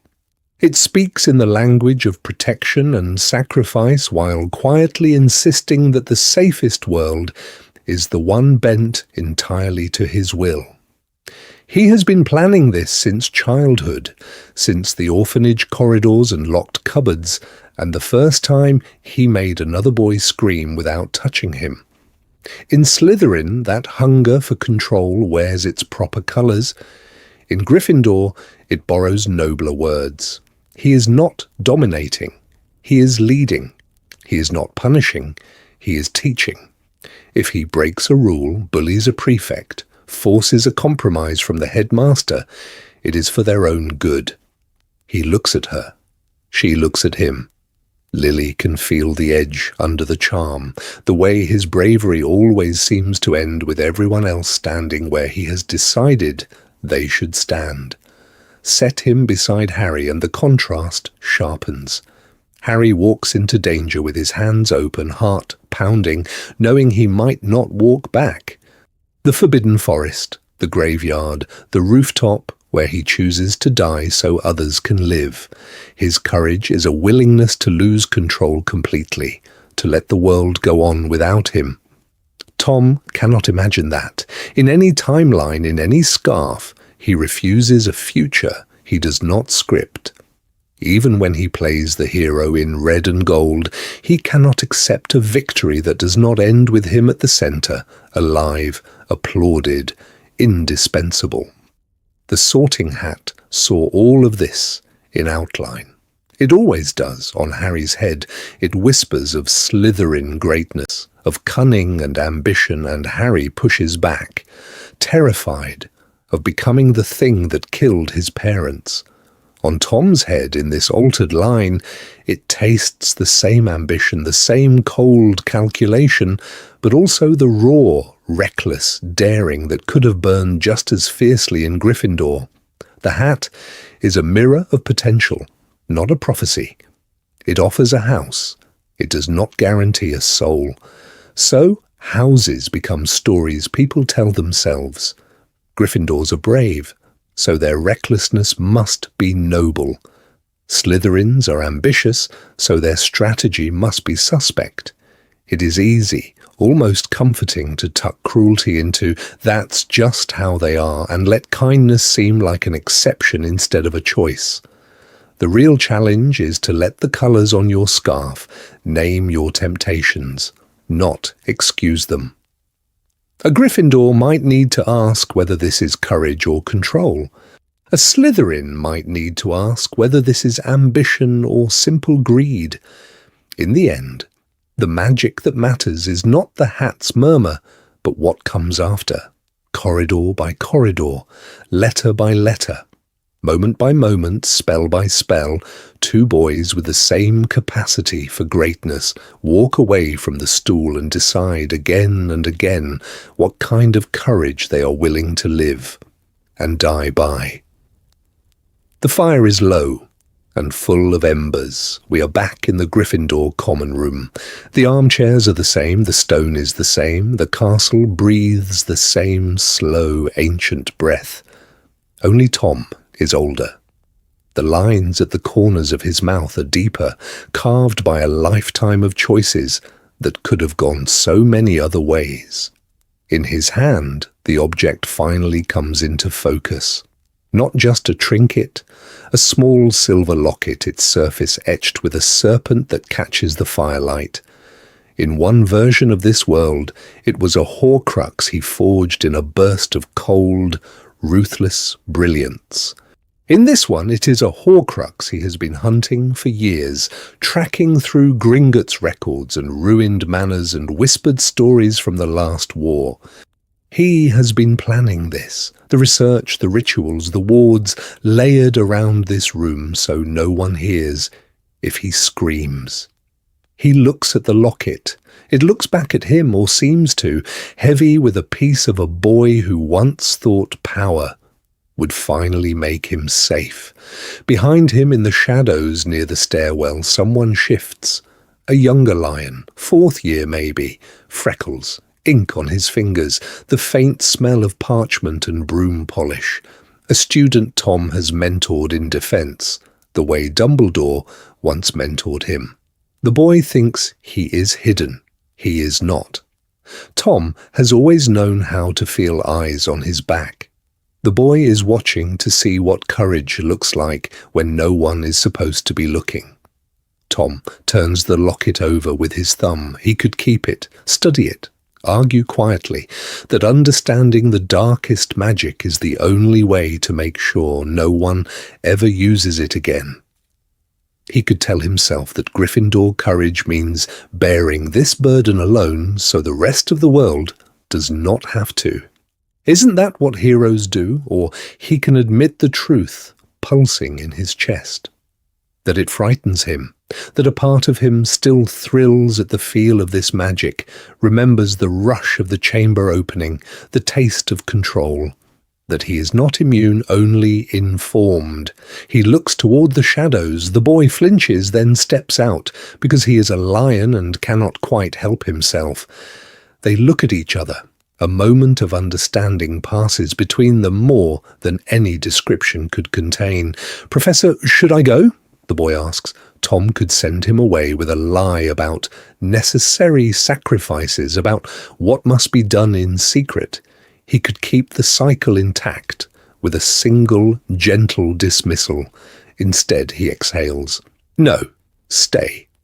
You should know what this costs." His voice is rough. "I'm afraid of it." The admission lands between them like a spell.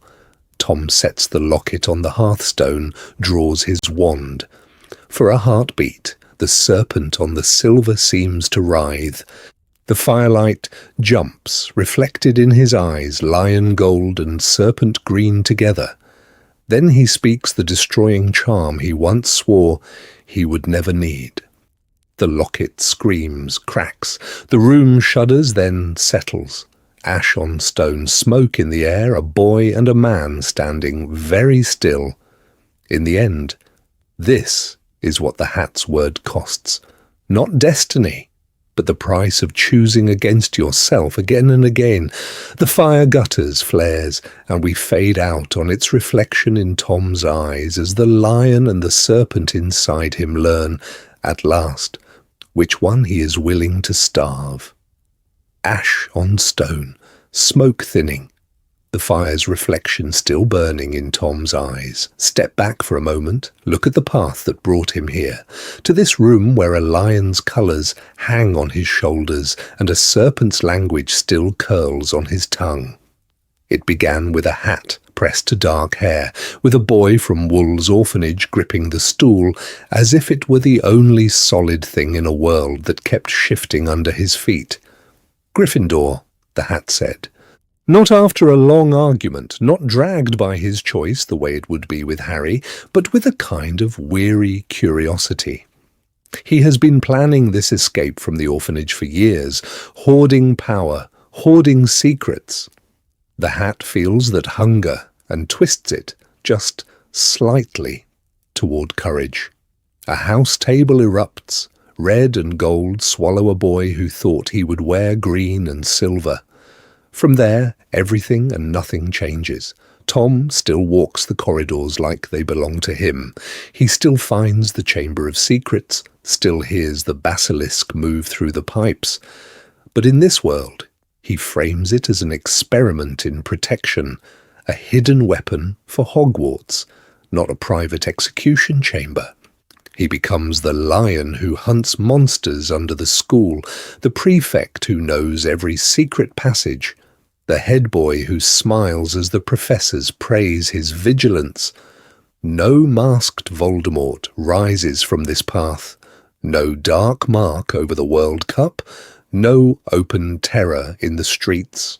Instead, there is a subtler war. Legislation written in Tom's precise hand, or task forces that answer to him. A culture of heroic sacrifice that always seems to require just a little more obedience. The shadow over Hogwarts and the Ministry is lion-shaped, draped in stories of daring rescues and decisive duels. Harry grows up under that legend. The boy who lived is the child who survived Grindelwald's last curse, because in this world, Tom Riddle was the one who ended that war, brilliant, young, fearless, in scarlet robes. By the time Harry steps onto the platform, he knows Tom's name the way other children know fairy tales. He also knows, from whispered conversations and one strange letter, that something about those tales does not fit. The diary in second year is not a relic of a fallen Dark Lord, but a sanctioned artifact, a training tool that should never have reached a 12-year-old. The echo that steps out of the ink looks like a Gryffindor champion, not a snake-eyed monster. He looks at Harry. Harry looks at him. A moment of understanding passes between them, sharp and cold. They are both what the hat almost made them and what the world decided they would be. By the time Harry faces the living Tom across a ruined classroom and a trembling school, it is not just a battle with evil. It is a duel with a rival Gryffindor, whose courage has curdled into control, whose every heroic speech hides a ledger of acceptable losses. The question is no longer whether bravery can defeat fear, but whether unchecked bravery can become its own kind of fear.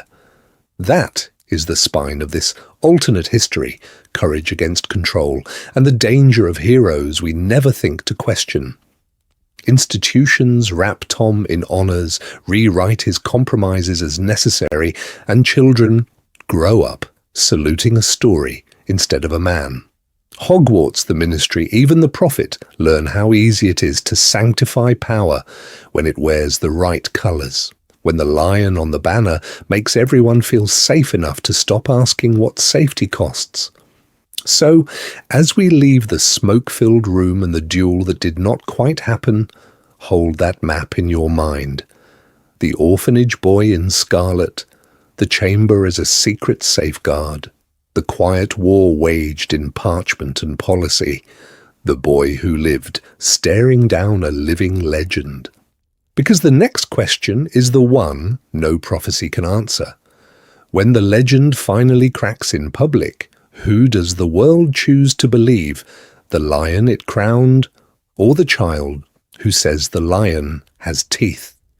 And what happens to Hogwarts and to us when the answer is not as simple as good versus evil or red versus green? Not as simple as red versus green, not anymore. In this world, the hat dipped low over Tom Riddle's eyes and chose scarlet, not silver. A common room of crackling firelight and battered armchairs, not the echoing stone of the dungeons. A lion on his chest instead of a serpent. So now that we have walked with him this far, you have to decide. Did Gryffindor save anyone here, or did it only wrap the danger in friendlier colours, easier to miss until it was too late?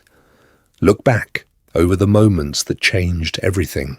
The prefect, who vouched for him, the younger lion, who copied his homework and called him a hero, the teacher, who looked at his courage and not his hunger. Do you think the red and gold around him pulled him away from the chamber and the Horcruxes, or did it simply give him better cover, a warmer mask, a higher place to fall from, when the truth finally slipped? Tell me in the comments, in this timeline, could Tom have been redeemed honestly, permanently? Do you see a version of him who learns to walk away from the diary, from the ring, from the promise of splitting his soul in the name of victory? Or is he always the boy in the orphanage who lined his treasures in a drawer and smiled when the other children were afraid? He has been planning this, you might say, long before any house colours touched his robes. And if you had to live somewhere, which wizarding world would you choose? The canon story you know, with a Slytherin Dark Lord and a war you can see coming, or this quieter catastrophe where the danger wears a lion's emblem and gives stirring speeches about unity? Would you rather face a monster you recognise, or a legend everyone else insists is a saviour? Think about the others. How does a Gryffindor Tom bend Dumbledore's choices, or McGonagall's faith? Do the Marauders grow up in the shadow of his example, trying to match a war hero who never quite blinks? Does Lily trust him? Does Snape? They look at each other across staff tables and hospital wings and Wizengamot hearings. A moment of understanding passes between them, or maybe a moment of shared fear, and the world moves on without knowing what almost broke. If you want more of this, more sorting reversals, more slow-burn alternate worlds where one word at 11 reshapes a lifetime, tell me which names you want to hear under the hat next. Slytherin Neville, Hufflepuff Bellatrix, Ravenclaw Ron. Leave your premise, your wildest letter from a different Hogwarts, and we may walk that corridor together in another film. Because under all the magic, this is about us, about how we decide which house we belong to, which stories we let sort us before we ever step through a door, about the heroes we're handed in schoolbooks and newspapers, and the quiet, stubborn work of asking whether they deserve the songs. So, as you close this tab and return to your own world, carry one last whisper with you, soft as old brimcloth against your ear. Sometimes one word can change everything, if you let it.